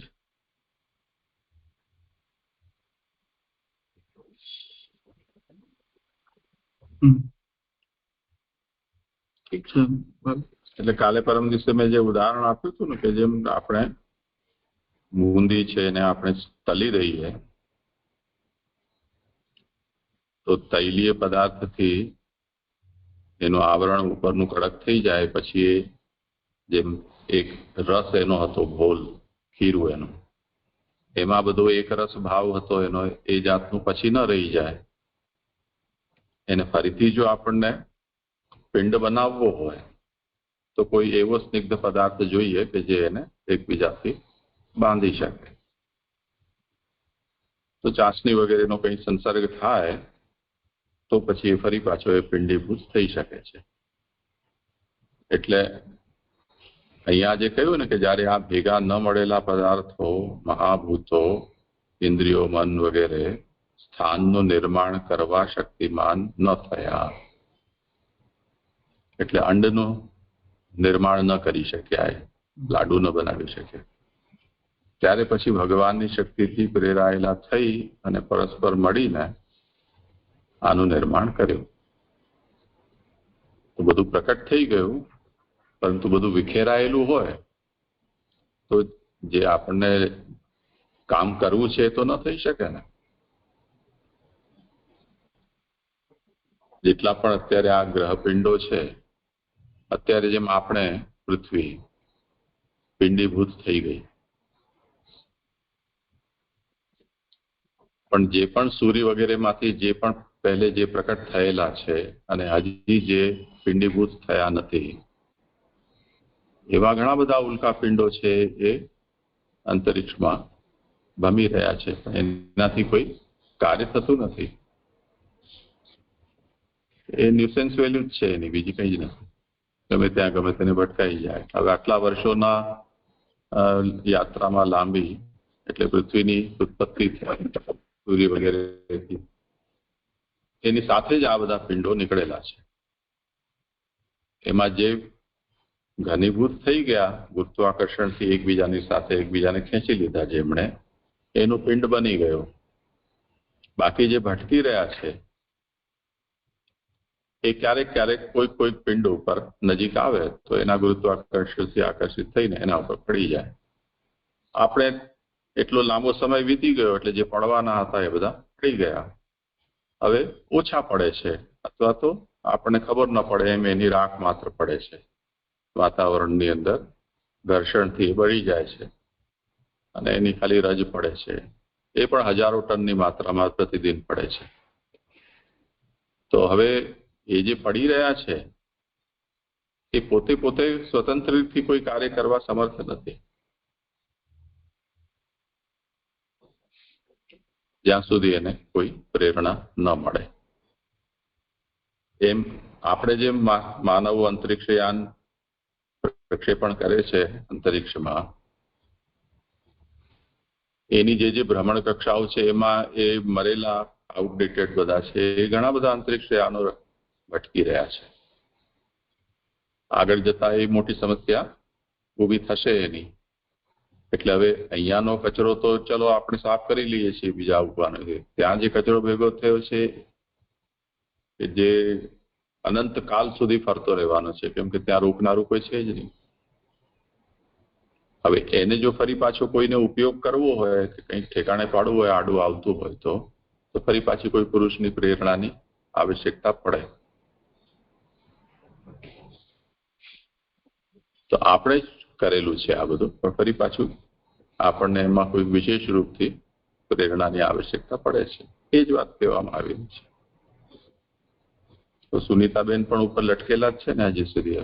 એને જો કોઈ લેવા ન જાય એ બિચારી, ના સુનીતા ક્યાં આવી? 19 માર્ચે એવું કંઈક આવે છે. ના, એ હજી ઉપર જ છે. હા, ના તો વધાઈ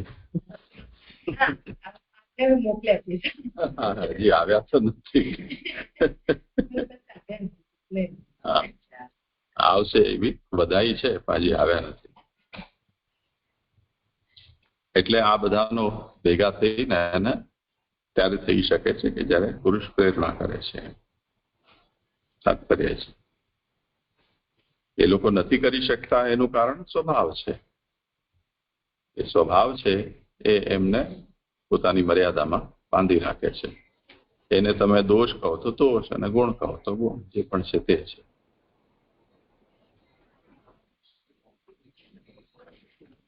ધન્યવાદ પ્રણામ. જસ્ટ ખાલી જાણવું હતું કે આ એક ગેલેક્સી કે ઈ એક બ્રહ્માંડ, કે આ બધી ગેલેક્સી મળીને જે આપણને અત્યારે જોગ્રાફિકલી જે દેખાઈ રહ્યું છે ઈ એક બ્રહ્માંડ? ના ના, એવું આપણે કંઈ કહી ન શકીએ આ વિષયમાં. તો આ એક બ્રહ્માંડ એટલે શું સમજવાનું?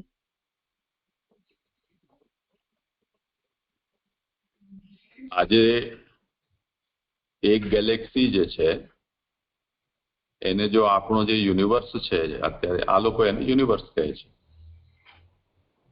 એ યુનિવર્સનો એક નાનકડો હિસ્સો ગેલેક્સી છે.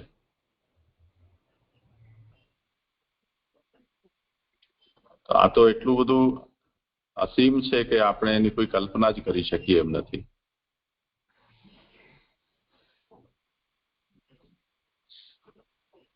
એટલે અત્યારની જે ટર્મિનોલોજી છે એની સાથે આપણે શાસ્ત્રની ટર્મિનોલોજીથી અત્યારે આપણે જે નવા નવા નામો ઘડીએ છીએ એ જ અભિપ્રાયથી શાસ્ત્રમાં આ શબ્દના પ્રયોગ થયા છે કે કેમ એ કહી શકવું મુશ્કેલ છે.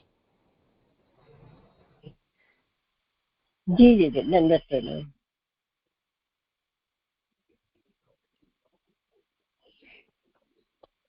કરું આગળ જે છે હા કરો.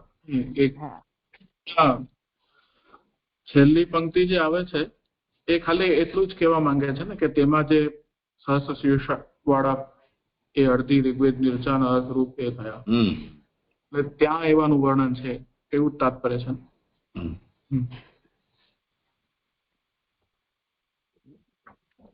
કરો આગળ.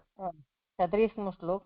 નીચેના શ્લોકથી એ સર્વના આધાર હોવાનું કહે છે, એટલે જે વિરાટ પુરુષ જે થયા એ સર્વના આધાર હોવાનું કહે છે. યશ્યે હા વય લોકાન કલ્પયંતી મનીષિણઃ કટ્યાદિભીરધઃ સપ્તોર્ધ્વમ જગનાદિભિઃ. જેમના કટી વગેરે અવયવોથી નીચે 7 અને જગન વગેરે અવયવોથી ઉપર 7 લોકની કલ્પના બુદ્ધિવાળાઓએ અહીં કરે છે. શ્રી સુબોધિનીજી, આટલા ભાગથી જેમાંથી રચ્યું અને જે પ્રકારનું રચ્યું તેવા 2 પ્રશ્નોના ઉત્તર કે નારદજીએ બીજા શ્લોકમાં જે પ્રશ્ન કર્યો હતો કે શેમાંથી રચ્યું અને કેવા પ્રકારથી રચ્યું, એ 2 પ્રશ્નોનો ઉત્તર કયો. જેમના ચરણ વગેરે અવયવોથી પાતાળ વગેરે લોકોની બુદ્ધિવાળાઓ કલ્પના કરે છે. બુદ્ધિવાળાઓ શબ્દથી આ કલ્પના ધ્યાન માટે જાણવી. જે ચરણ વગેરે અવયવ પાતાળ વગેરે લોકોને છે ને એ ધ્યાન માટે જાણવી. કટી વગેરેથી દેહના પાછલા ભાગની વ્યવસ્થાથી એની, એટલે આમાં બીજી ફૂટનોટ છે, એ પહેલાના ભાગથી જે પ્રકારનું રચ્યું તેનો ઉત્તર આપ્યો. એ પાછલા ભાગની વ્યવસ્થાથી એની.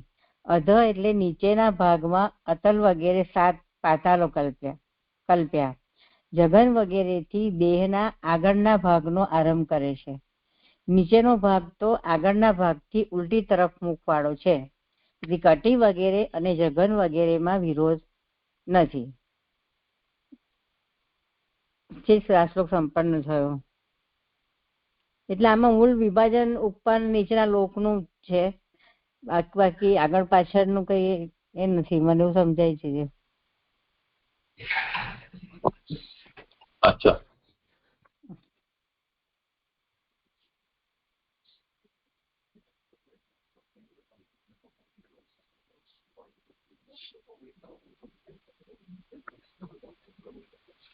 કરો ભલે આગળ. પ્રણામ છે. અહીંયા જે એવું કહ્યું ને કે નીચેનો ભાગ તો આગળના ભાગથી ઉલટી તરફ મુખવાળો છે. ઉલટી તરફ મુખવાળો એટલે એ શું કહી રહ્યા છે એ સમજમાં ના આવ્યું. મને નથી ખબર હો, એ તો પણ આ તો ખાલી વિભાજન બતાવ્યું છે ઉપર અને નીચેના લોકનું.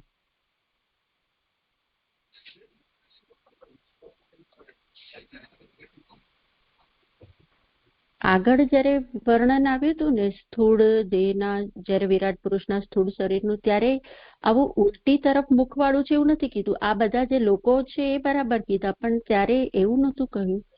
એટલે અહીંયા જે આ ઉલટી તરફ મુખવાળો છે ને એ સમજમાં ના આવ્યું છે.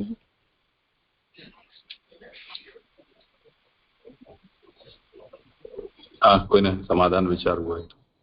પ્રણામજી. અહીં આપણે આગળ પણ જયારે આ વાત થઈ હતી ત્યારે એવી વાત કરી હતી કે અહીંયા જે મૂળ આશય તો ઉપર અને નીચેના ભાગથી છે. અહીં જે બુદ્ધિવાળાઓએ જે કલ્પના માટે જે વ્યવસ્થા આગળ ને પાછળની બતાવી છે એમાં કોઈ વિરોધ એટલા માટે નથી કે અહીંયા ઉપર અને નીચેના ભાગથી સમજવાનું છે. એટલે જે અહીંયા કલ્પના કરી છે એ લોકો આ રીતે કહી રહ્યા છે કે પાછળ અને આગળના ભાગની આવી વ્યવસ્થા છે. તો અહીંયા એવું મને સમજાય છે કે ઉપર અને નીચેના ભાગથી કહેવાનો આશય છે મૂળ, કે જે જગન વગેરે 7 અવયવોથી ઉપરનો ભાગ એ લોકની કલ્પના, અને નીચેનો એટલે જેમના કટી વગેરેથી અને 7 જગન વગેરેથી એવી રીતે. ઉલટી તરફ મુખવાળો છે. એટલે એવું લાગે છે કે આપણે જે ચિત્ર મૂક્યું છે ને નીચે પાતાળ આખા બ્રહ્માંડ મૂર્તિનું, તેમાં નીચે ચરણારવિંદ છે ને ઉલટી દિશામાં છે, એમ સીધા નથી. એટલે આખા ચરણારવિંદના દર્શન થાય એવી રીતે આપેલા છે. જો જે મૂક્યું છે વિરાટનું સ્વરૂપ નું ચિત્રજી, તેમાં ચરણારવિંદ જુઓ ઉલટી દિશામાં છે. એ મને લાગે છે અહીં કેતા હોય ને એવું. પછી જે કરે. હા, પ્રણામ. સરસ.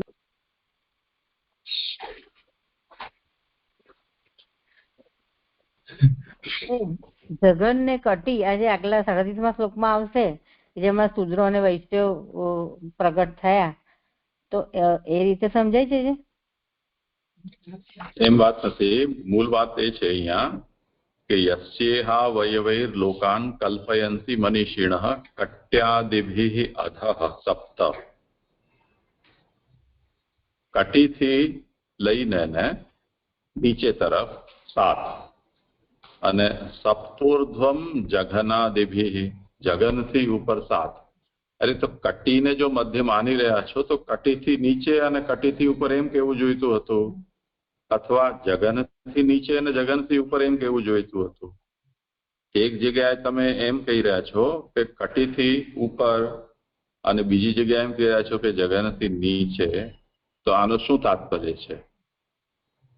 તો એનું તાત્પર્ય એ છે કે જગન એ પુરુષના અગ્ર પ્રદેશમાં છે, કટી પુરુષના પૃષ્ઠ પ્રદેશમાં છે. એટલે જગન અને કટીને યદી સ્થાનની દૃષ્ટિથી વિચારવામાં આવે તો આગળ અને પાછળનો ભેદ છે, એની મધ્ય અવસ્થા છે, એમાં કોઈ પરિવર્તન નથી. એટલે બેક સાઈડ અને ફ્રન્ટ સાઈડ એ અર્થ જ છે આનો. એટલે એમાં કોઈ વિરોધ નથી. એમ ઉપર નીચે તો છે જ, એનો તો કોઈ પ્રશ્ન નથી. એક આ બાજુ છે ને એક તરફ છે. મૂળમાં જે આ બે શબ્દ જુદા જુદા વપરાયા છે ને એનો ખુલાસો આપ્યો છે કે એમાં કોઈ વિરોધ નહીં સમજવો. હા જી, આવા શબ્દો જગન જેવા સાંભળ્યા નથી ને એટલે થોડું કન્ફ્યુઝન પણ થઈ જાય છે. તો કે હજુ પણ જગન એટલે શું એ નથી ખબર. મધ્યપ્રદેશ. હા જી જી. નાભિથી નીચેનો જે ભાગ છે.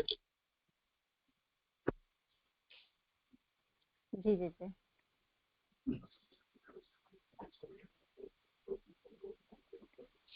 આગળ કરવું છે હવે? હા, તમારા છે. હા, એક જ રહ્યો 37મો. હા, કર. એવી રીતે સામાન્યપણે વર્ણન કરીને ભગવાનના બાહુ, મુખ વગેરેનો અવયવોમાં સમાવેશ થતો હોવા છતાં પણ એવો મુખ્ય હોવાથી એમનું નીચેના શ્લોકથી આગળ નિરૂપણ કર્યું છે. પુરુષસ્ય મુખમ બ્રહ્મ ક્ષત્રમેતસ્ય બાહવઃ પૂર્વાવેશ્યો ભગવતઃ પદભ્યામ શૂદ્રો અવ્યજાયત. પુરુષનું મુખ બ્રાહ્મણ છે, આના બાહુઓ ક્ષત્રિય છે.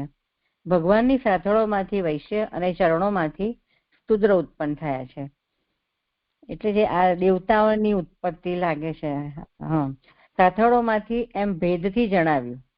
તેથી એવો ન ભગવત ભાવ થતો નથી એમ વૈશ્યો અને શૂદ્રોની મુક્તિ થતી ન હોવાથી કહ્યું. સાથળમાંથી એમનું શૂદ્ર અને વૈશ્યનું પ્રાગટ્ય થયું છે, એટલે એમની મુક્તિ થતી નથી. વેદમાં કહ્યું એ પ્રમાણે કરે તો થાય, પણ એ રીતે થતી નથી. ચરણોમાંથી શૂદ્ર ઉત્પન્ન થયા એટલે પદભ્યામ એ 5મી વિભક્તિ છે. આ બ્રાહ્મણ વગેરે અધિકારી પુરુષો જુદી જુદી જાતિઓના અધિષ્ઠાતા રૂપ દેવતાઓ છે. એટલે આ સંપન્ન થયું. શૂદ્રોની મુક્તિ થતી નથી એટલે બ્રાહ્મણ દેહ એ પ્રાપ્ત કરે વેદમાં કયા પ્રમાણે કરીને, અને પછી બ્રાહ્મણ થાય પછી વેદને અનુસરે ને પછી એની મુક્તિ થાય, એવું કંઈક સમજાય છે. હા, છેલ્લી લાઈન સમજવી હતી કે જુદી જુદી જાતિઓના અધિષ્ઠાતા રૂપ દેવતાઓ છે. કેવી રીતે સમજ? બ્રાહ્મણો જુદી જુદી જાતિ એટલે બ્રાહ્મણ, ક્ષત્રિય, વૈશ્ય, શૂદ્ર આ જાતિ. બ્રાહ્મણ એટલે બધાના અધિષ્ઠાતા રૂપ દેવતાઓ એવી રીતે નહીં. અહીંયા કહ્યું ને, આ 4 ગણાવ્યા ને. મુખ બ્રાહ્મણ છે, બાહુ ક્ષત્રિય છે, પછી જાંગ છે એ વૈશ્ય છે, ચરણ છે શૂદ્ર છે. તો ભગવાનના શ્રીઅંગમાં આ જે બ્રાહ્મણ આદિનો શબ્દનો પ્રયોગ કરેલો છે એ દેવતાઓ છે, જે સૃષ્ટિમાં જે વર્ણ કે જાતિ જે પેદા થયેલી છે એના એ અધિદેવ છે.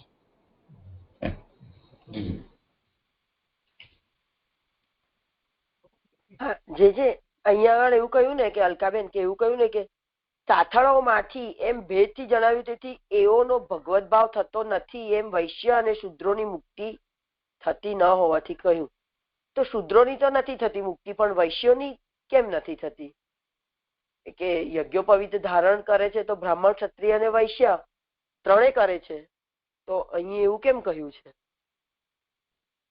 આ વૈશ્ય પણ આ વેદમાં કહ્યું હોય એ પ્રમાણે યજ્ઞોપવિત ધારણ ના કરેલું હોય તો એ કર્મ માર્ગ પ્રમાણે વેદમાં કહેલું હોય એ પ્રમાણે કરે તો મુક્તિ થાય વૈશ્યની. સમજાય છે? આપ કરાવો નહીં તો. એટલે મને એવું સમજાય છે ને, વેદમાં કહેલું છે કે બ્રહ્મ અને ક્ષત્રનો હું ભોગ કરું છું, એમ જે ભગવાને કહ્યું છે.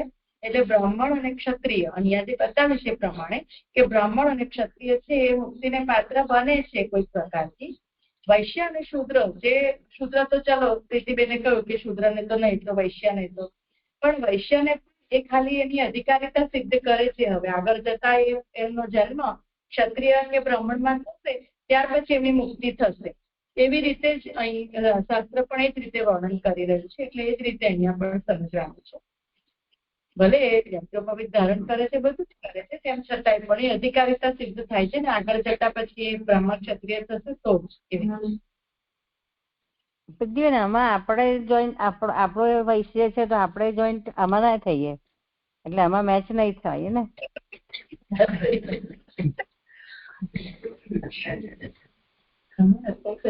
એટલી વાત નથી, પણ જનરલ પ્રોસેસ શું છે કે વૈદિક જે સંસ્કાર છે, એ જે દીક્ષા જે છે એ બ્રાહ્મણ, ક્ષત્રિય કે વૈશ્ય, બ્રાહ્મણ, ક્ષત્રિય અને વૈશ્ય ત્રણેય લઈ શકે. અને એ યજ્ઞોપવિત ધારણ કરીને જે કંઈ પણ કરવાનું છે, જે એમના નિત્ય નૈમિત્તિક કર્મો એ કરે છે. તો ક્ષત્રિય માટે કોઈ એવા ઓપ્શન નથી, મતલબ ક્ષત્રિયનો ઉદ્ધાર થાય છે, અને વૈશ્ય માટે તો આમ છતાંય એવો ઓપ્શન છે કે એને ફરીથી પાછું બ્રાહ્મણ થવું પડશે. એવું સમજવાનું છે. એ અર્થમાં આ લોકો બધા કહી રહ્યા છે. તો એવું કેમ? કેમ કે અહીંયા એવું કહ્યું કે સાથળોમાંથી થાય છે, તો આ બરાબર છે? જે ભેદથી સમજાયું ને, પુરુષનું બ્રાહ્મણ અને ક્ષત્રિય બાહુઓ અને સાથળમાંથી વૈશ્ય અને શૂદ્ર, એ બે ભેદ અલગ પડે ને.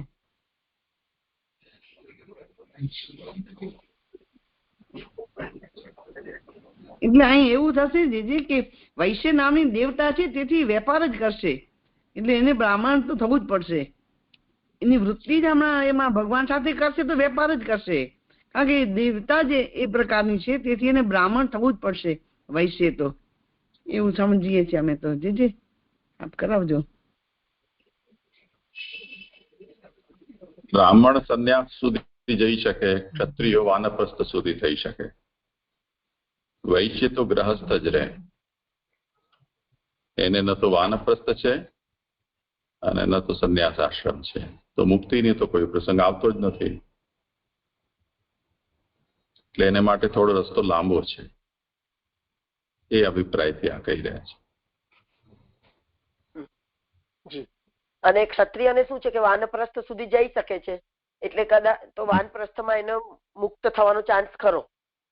એવું છે એનો ટૂંકો રસ્તો છે ને. હાથથી મુખ સુધીની યાત્રા ઓછી છે, ચરણથી મુખ સુધીની ઘણી લાંબી છે.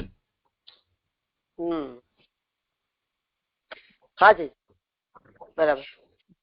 સરસ સ્પષ્ટ થઈ ગયું. દંડવત પ્રણામ જીજી, મારો સંપન્ન થયો શ્લોક.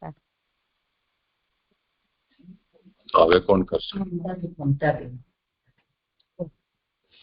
મમતાબેન, હાથ ઊંચો કરો. હમણાં કર્યો હતો.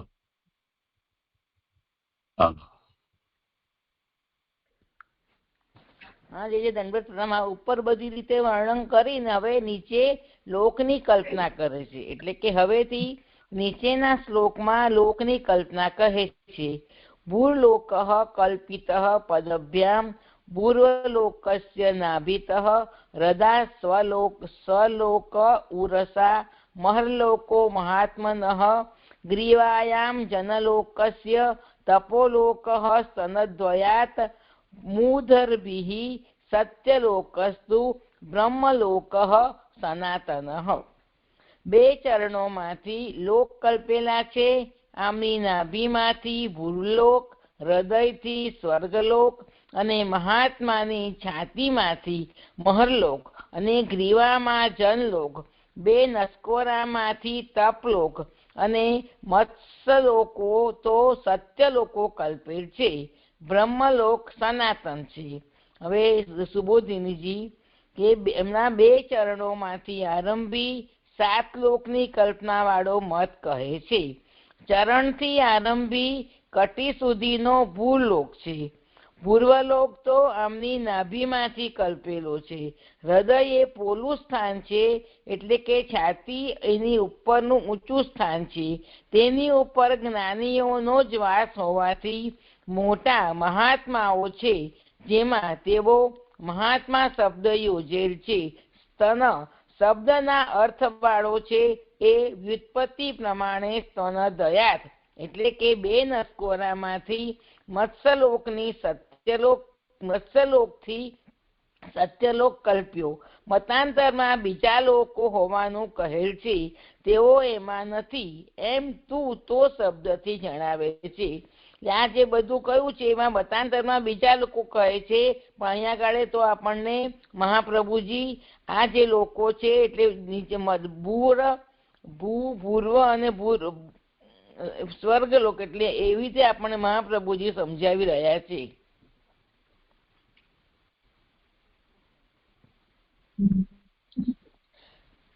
સંભળાય છે ને જે? અરે એકદમ જોરદાર. તમે ગાડી ચાલુ રાખીને ગિયર પાડીને બ્રેક ઉપર પગ રાખીને પછી તમે જેમ છોડો ને બ્રેક, એવી રીતે ચાલુ કર્યું તો અમને એકદમ ઊંધો ઝટકો લાગ્યો. પણ જે આમાં બધું સીધું સીધું છે, એમાં એક જ છે એટલે પણ મજા આવી ગઈ એકદમ થી, બધા લોક સમજમાં આવી ગયા. કરો ભલે. હા, શ્લોકાર્થમાં આવે છે કે મહાત્માની છાતીમાંથી મહાત્માની કેમ માટે સુભદ્રીજીમાં થોડું અલગ, એટલે મહાત્માનું અલગ શબ્દ. મહાત્મા એટલે મોટા પુરુષો એમ, એટલે કે ભગવાન. મહાત્મન ઇતિ તતઃ પરમ જ્ઞાનિનામિવ વાસાત, એટલે પૂર્વપ્રદેશથી ઉપર જ્ઞાનીઓનો વાસ છે. એટલે મહાંતઃ આત્માનો યત્ર, મહાન આત્માઓ જ્યાં વસે છે પ્રભુના જે સ્થાનમાં, એ રીતે એનો અર્થ સમજાવ્યો છે. સુબોધિનીમાં સમજાવી દીધી. શ્લોકાર્થમાં પછી એવી રીતે આવે છે કે અને મહાત્માની છાતીમાં, હા, એટલે પ્રભુની છાતીમાં જે જ્યાં મહાત્મા લોક વસે છે એમના ત્યાં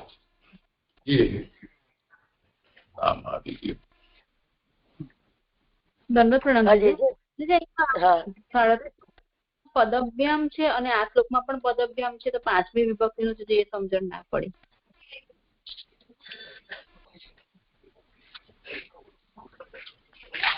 એ તો એના રૂપ આપણે બોલીએ તો સમજમાં આવી જશે.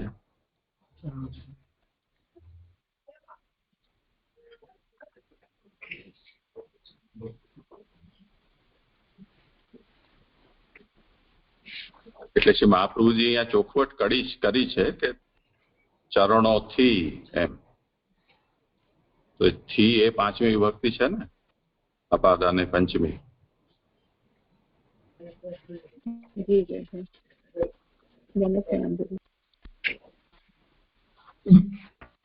અહીંયા આગળ હા જીજે, આ જે પહેલી લીટી છે ને અહીંયા શ્લોકાર્થમાં કે સોરી, 2 ચરણોમાંથી ભૂરલોક કલ્પેલો છે અને નાભીમાંથી ભુવરલોક. તો આ ભૂલોક એટલે આપણો આ પૃથ્વીલોક લઈ શકાય છે જે? મમતાબેન, હા જીજી, સવાલનો જવાબ આપો.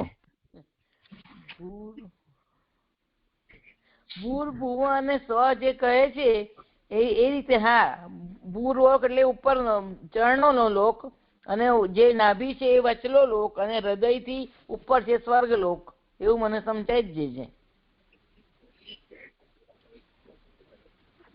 હા, એવું સમજી શકાય એમ કે છે. ના પણ એટલે ભૂર લોક એટલે આ પૃથ્વી લોક જ લેવાનું ને, જે આપણે આ પૃથ્વી લોક લેવાનો ને. હા. અને એક અહીંયા એવું કહ્યું કે બ્રહ્મલોક એટલે મસ્તકોથી તો સત્યલોક કલ્પેલ છે, એટલે સત્યલોક છે તે આ મહાપુરુષના મસ્તક છે, અને બ્રહ્મલોક સનાતન છે. તો સત્યલોક અને બ્રહ્મલોક આમ તો એ મને અત્યાર સુધી એવી ખબર હતી કે એક જ કહેવાય. અહીંયા આગળ આમ કેમ કહ્યું છે? સત્યલોક એટલે જ બ્રહ્મલોક એવું ના થાય?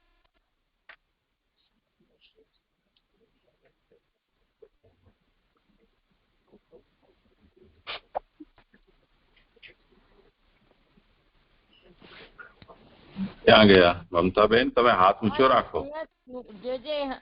જે મને તો બે એક જ લોક લાગતા હતા, પણ આમાં બે અલગ સમજાવ્યા છે, એટલે હવે મહાપ્રભુજીએ જે સમજાવ્યું છે એ બરાબર છે.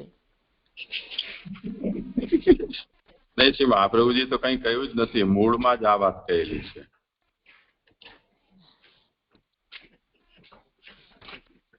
જે છે તો મને આટલી જ સમજ છે. તો મસ્તકોથી સત્યલોક છે. આગળ શ્રી મહાપ્રભુજીએ તો એટલું જ કહ્યું છે ને કે મતાંતરમાં ત્યાં બીજા લોકો હોવાનું કહેલ છે. એટલે જે બીજા લોકો જે કહેલા છે એમાં આવું કહેલું છે મતાંતરમાં, એટલે કે બીજા જે લોકો છે એમાં આવું મતાંતરથી સત્યલોક કહેલો છે એવું સમજાવે છે. આ તો સત્યલોક એટલે બ્રહ્માજીનો લોક કહો, તો બ્રહ્મલોક એટલે બ્રહ્માજીનો પાછો બે તો લોક હોય નહીં ને બ્રહ્માજીના. તો બ્રહ્મલોકનો મતલબ વૈકુંઠ સમજવાનું, અક્ષર બ્રહ્મ. હાજી છે. શું સમજવાનું છે? વૈકુંઠ લોક સનાતન છે એટલા માટે. ઓકે. અહીંયા બ્રહ્મલોક થી ભગવાનનો લોક એમ લેવાનું ને, એટલે બ્રહ્મ એટલે મતલબ ભગવાનનો લોક એવું સમજ હે ને? હા હા જી હા જી જી. હાજી આગળ કરું.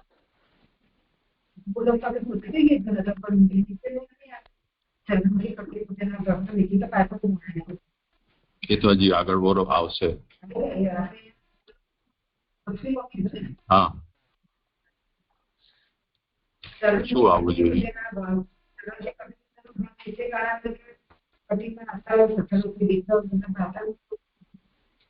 હા, તો એ તો કરશે સમાજ. હજી કરીએ વિચાર. મમતાબેન સમજાવશે. જે અહીંયા કશું સંભળાયું નથી મને. ના, હવે તમે કહો એમ આગળ કરો તમે સમાધાન. હા, જે આગલા શ્લોકમાં, હવે જે આગલો શ્લોક કરું છું ઉત્થાનિકા. હવે 14 લોક હોવાનો મત કહેવા માટે આ પહેલા કહેલા એ જ ઉપરના લોકો છે, તેથી નીચેના શ્લોકમાં નીચેના 7 લોક કહે છે. તત્કટ્યામ ચાટતલમ કલુપ્તમરુભ્યામ વિતલમ વિભોઃ જાનુભ્યામ સુતલમ શુદ્ધમ જડધાભ્યામ તુ તલાતલમ મહાતલમ તુ ગુલ્ફાભ્યામ પ્રપદાભ્યામ રસાતલમ પાતાલમ પાદતલત ઇતિ લોકમય પુમાન. શ્લોકાર્થ. અને એમની કટીમાં અતલ ગોઠવાયેલું છે, એમની સાથળોથી વિતલ, નીચણોથી સુતલ, પિંડીઓમાં તો તલાતલ, 2 ઘૂંટીઓમાં તો મહાતલ, ચરણના આગલા ભાગમાં રસાતલ અને ચરણના તળિયામાંથી પાતાળ કલ્પેલો છે, એમ પુરુષ લોકમય છે. સુબોધિનીજી, ઉપરના લોકો ઉત્તમ હોવાથી ભગવાનના અવયવો એમના કારણ હોવાનું કહેલું છે. અતલ તો મયના પુત્રનું રહેઠાણ હોવાથી તે ઘણો મોહ કરે તેવું હોવાથી ભગવાનનો અવયવ માત્ર એનો આધાર હોવાનું કહેલું છે. એ તામસ છે, જે મય જે રાક્ષસ છે એ તામસ છે, એટલે કે વિશેષ ધ્યાનમાં તેનો ઉપયોગ ન હોવાથી પહેલાની પેઠે જ ગોઠવાયેલું હોવાનું કહેલું છે. આમાં વિતલમાં મહાદેવ રહેતા હોવાથી વિભુ શબ્દથી ભગવાનનું મહાત્મ્યપણું કહેલું છે. જે વિતળ છે એની અંદર મહાદેવ રહે છે, એટલે કે મેં વિભુ શબ્દથી એટલે કે ભગવાનનું મહાત્મ્યપણું કહેલું છે. જે મહાદેવને પણ સુખ આપનાર છે એવો અર્થ છે. સૂતલ ભગવાન એમાં રહેતા હોવાથી શુદ્ધ છે. અવયવથી કલ્પેલા લોકો અવયવમાં જ રહેલા હોવાથી પુરુષ લોકમય છે. એ સૂતલ છે એની અંદર ભગવાન રહે છે એટલે તે શુદ્ધ જ છે. પુરુષ શબ્દથી એમ જણાવેલ છે કે આ ઉપાસના માટે કહેલ નથી, પરંતુ પુરુષ જ એવા છે. એવું આ શ્લોક સંપન્ન થયો છે. મને ઉપાસના માટે કહેલ નથી એટલે એ સમજ ના પડી. અમને કોઈ પૂછે એના પહેલા જ તમે પૂછી લીધું. ના જીજી, પણ મને સમજ ના પડી એટલે તમે આપ એવું કહો છો ને કે તમારો પ્રશ્ન પહેલા કહો પછી બીજાનો, એટલે તમે મારો પ્રશ્ન પહેલા કહી દીધો. ના સારું કર્યું. જો 36મા શ્લોકમાં એમ વાત આવી ને કે જેમના કટી વગેરે અવયવોથી નીચે 7, જગન વગેરે અવયવોથી ઉપર 7 લોકની કલ્પના બુદ્ધિવાળાઓ અહીં કરે છે. આ જે લોકો કલ્પના કરે છે એનો મતલબ શું કે ધ્યાન માટે ભગવાનના વિરાટ સ્વરૂપને આવી રીતે એ લોકો વિચારે છે. હવે એ તો જેને જે રીતે ઠીક લાગતું હોય તેવી રીતે વિચારવાની છૂટ છે. એનો હેતુ એ નથી કે ક્યાં શું છે વસ્તુતા, પણ એને ભગવાનના સ્વરૂપનું જેવું ભાવન કર્યું છે, સૃષ્ટિને જેવી રીતે સમજી છે, એમાં એને એમ લાગતું હોય કે ભાઈ આ લોક ભગવાનના આ શ્રીઅંગમાં વધારે બંધ બેસતું આવે એમ છે, તો એ ત્યાં એને ધ્યાન ધરે છે એનું. હવે આપણે ત્યાં જેમ ઠાકોરજી ઠાળા સ્વરૂપના હોય એમને ઠાકોરજીના સ્વરૂપમાં યદી કંઈ ધ્યાન કરવું હોય તો એ તેવી રીતે કરે. જો ઠાકોરજી લાલનના સ્વરૂપમાં બિરાજેલા હોય તો એને ફરી પાછું પોતાની અલગ રીતથી ધ્યાનની વિચારવી પડે ને વ્યવસ્થા. તો આ જે વસ્તુતઃ કયા શ્રીઅંગમાં શું લોક છે એનું નિરૂપણ નથી, પરંતુ ધ્યાન ધરનારાઓ આવી રીતે વિરાટમાં લોકોની કલ્પના કરે છે એવું છે. પણ 40-41 શ્લોકમાં જે વાત છે એમાં તો વસ્તુતઃ એવું જ ભગવાન છે એવું નિરૂપણ કરવામાં આવ્યું છે.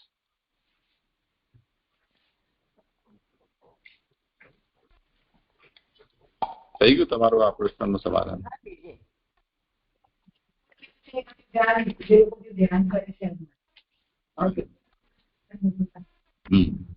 કોઈ એવી રીતે ધ્યાન કરતું હોય તો આપણે તો કેમ રોકી શકીએ?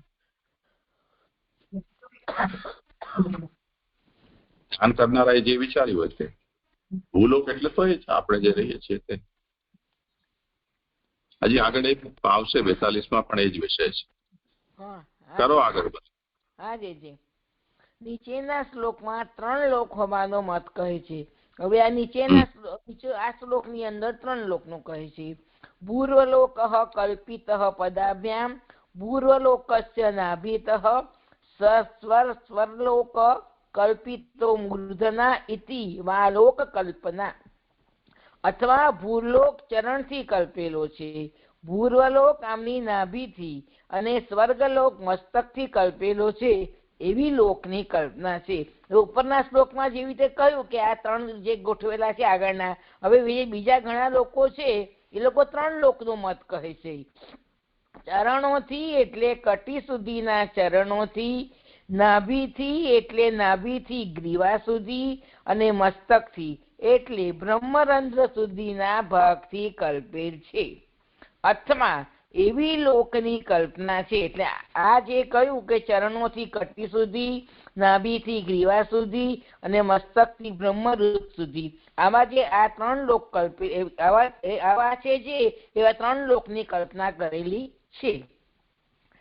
અહીં ગુણથી, વિદ્યાથી અને યજ્ઞથી એમ 3 પ્રકારથી કલ્પના કરેલી છે.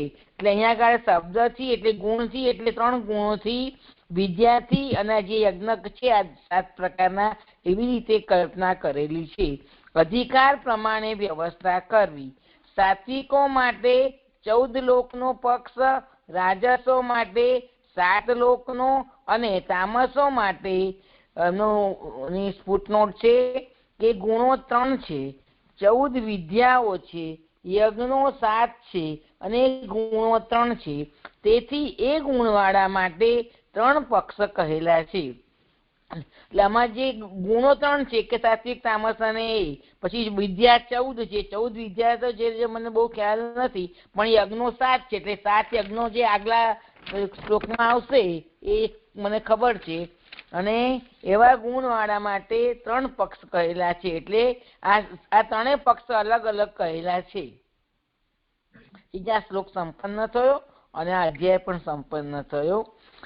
તમને જે ખબર છે એ તો કહી દો અમને. યજ્ઞ તો અમને નથી ખબર. યજ્ઞોમાં યજ્ઞ, અગ્નિષ્ટોમ યજ્ઞ, ઉકથ્ય, ષોડશી, અત્રિરાત્ર, અપ્ત, આર્યમ અને વાજપેયી. એટલે આ ત્રીજા સ્કંદની અંદર જે આ બધું હવે આવવાનું છે એ એમાં સમજાઈ રહ્યા છે. તમે સારી કાપલી તૈયાર કરી છે, જોરદાર. પેલું તો લખી રાખ્યું લાગે છે ગયા વખત. ના જે તો હવે કર્યું છે, જે બધી પુસ્તકમાંથી લખ્યું છે. બહુ સારું કર્યું. સારું. લક્ષ્મણ ભટ્ટના પુત્ર શ્રીમદ વલ્લભ દીક્ષિતે રચેલી શ્રી ભાગવતની સુબોધિનીમાં દ્વિતીય સ્કંદનો 5મો અધ્યાય સંપૂર્ણ થયો. હજી નથી થયો. એક પ્રશ્ન છે, આ બધું જે હું આજે મારું નિરૂપણ કરું છું એ પૂરું કરી દઉં ને પછી પ્રશ્ન પૂછો. હા, હવે પૂછો.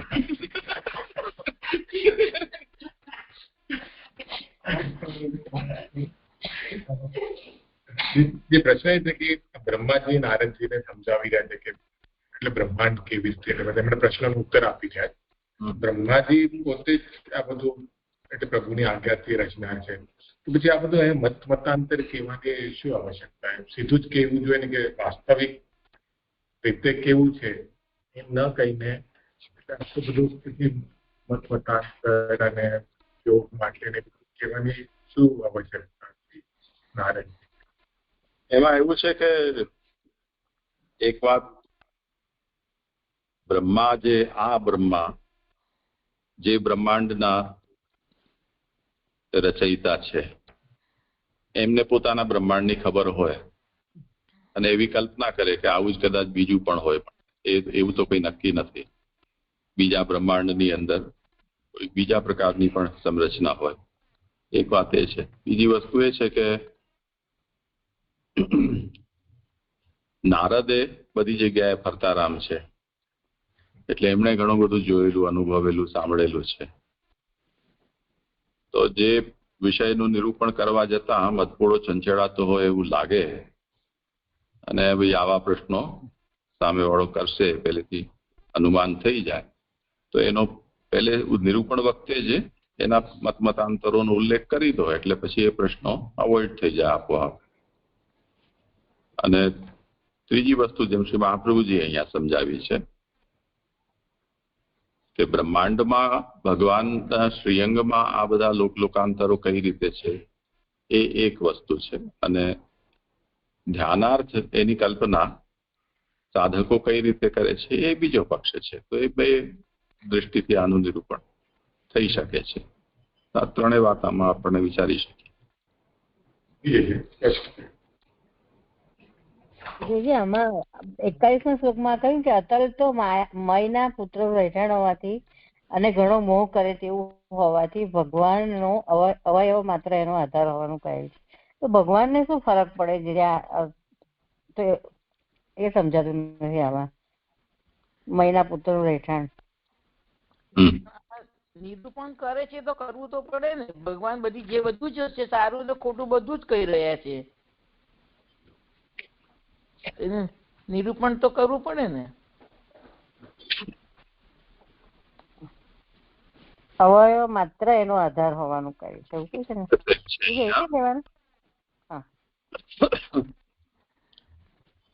ઉપરિતન લોકાનામ ઉત્તમત્વાદ ભગવદ અવયવાનામ કારણત્વમ ઉક્તમ. એક તો જે તે લોકમાં ભગવાનના તે અવયવો કારણ રૂપથી ગણાવ્યા હોય એ એક પ્રક્રિયા છે. અને અહીંયા અતલ જે છે એના સંબંધમાં ભગવદ અવદ અવયવસ્ય આધારત્વ માત્રમ, એ કેવલ ભગવાનના જે અવયવ છે એ કેવલ એનો આધાર માત્ર છે, એના કારણ નથી. તો જેવી રીતે માયિકી સૃષ્ટિ છે એમાં આધાર તો ભગવાન હોય છે, પરંતુ કારણતયા એની અંદર ભગવાન અન્વિત નથી હોતા. એમ અતલ જે છે એ માયદાનવનું રહેઠાણ હોવાને કારણે, એના દીકરાનું, એને કારણે એ મોહક છે. એટલે ભગવાનનો જે અવયવ છે એ આધાર થયા જ કેવલ ત્યાં હોય છે, અતલ લોકના, કારણ થયા નહીં. જી જી દંડવત પ્રણામ. જે મને પણ એના પછી જ આગળનો પ્રશ્ન છે. ઉપર ભાષાંતરમાં એમ કીધું કે અને એમની કટીમાં અતલ છે, તો આપણે તો અત્યારે લગી એમ સમજ્યા કે આ બધા નીચેના લોક છે, એક એ સમજવું છે. અને પછી આ અલકાબેને કીધું ને ત્યાર પછી જ આગળ કે એ તામસ હોવાથી, વિશેષ ધ્યાનમાં તેનો ઉપયોગ ન હોવાથી પેલાની પેઠે ગોઠવાયેલું હોવાનું કહેલ છે, એટલે કઈ રીતે સમજવું એ નથી સમજાતું.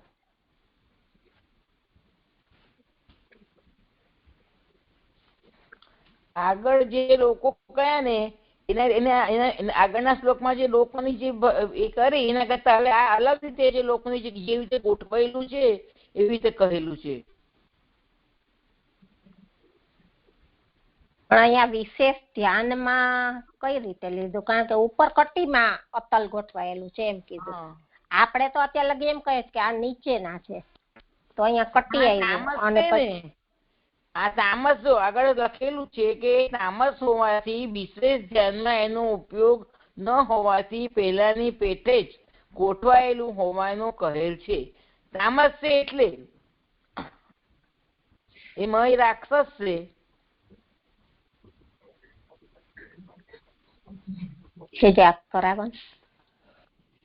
અને આમને શું સમજાયું નહીં એ કહો ને. એને તેમ કીધું ને કે તામસ હોવાથી વિશેષ ધ્યાનમાં એમ કે ઉપયોગી નથી ને મય રાક્ષસ છે, પણ ઉપર એમ કે છે કે કટીમાં અતલ ગોઠવાયેલું છે. આપણે તો એવું વિચાર્યું કે કટી થી નીચેના ભાગમાં આ બધા સ્થાન આવેલા. મને નથી આ બધા બહુ ખ્યાલ આવતો.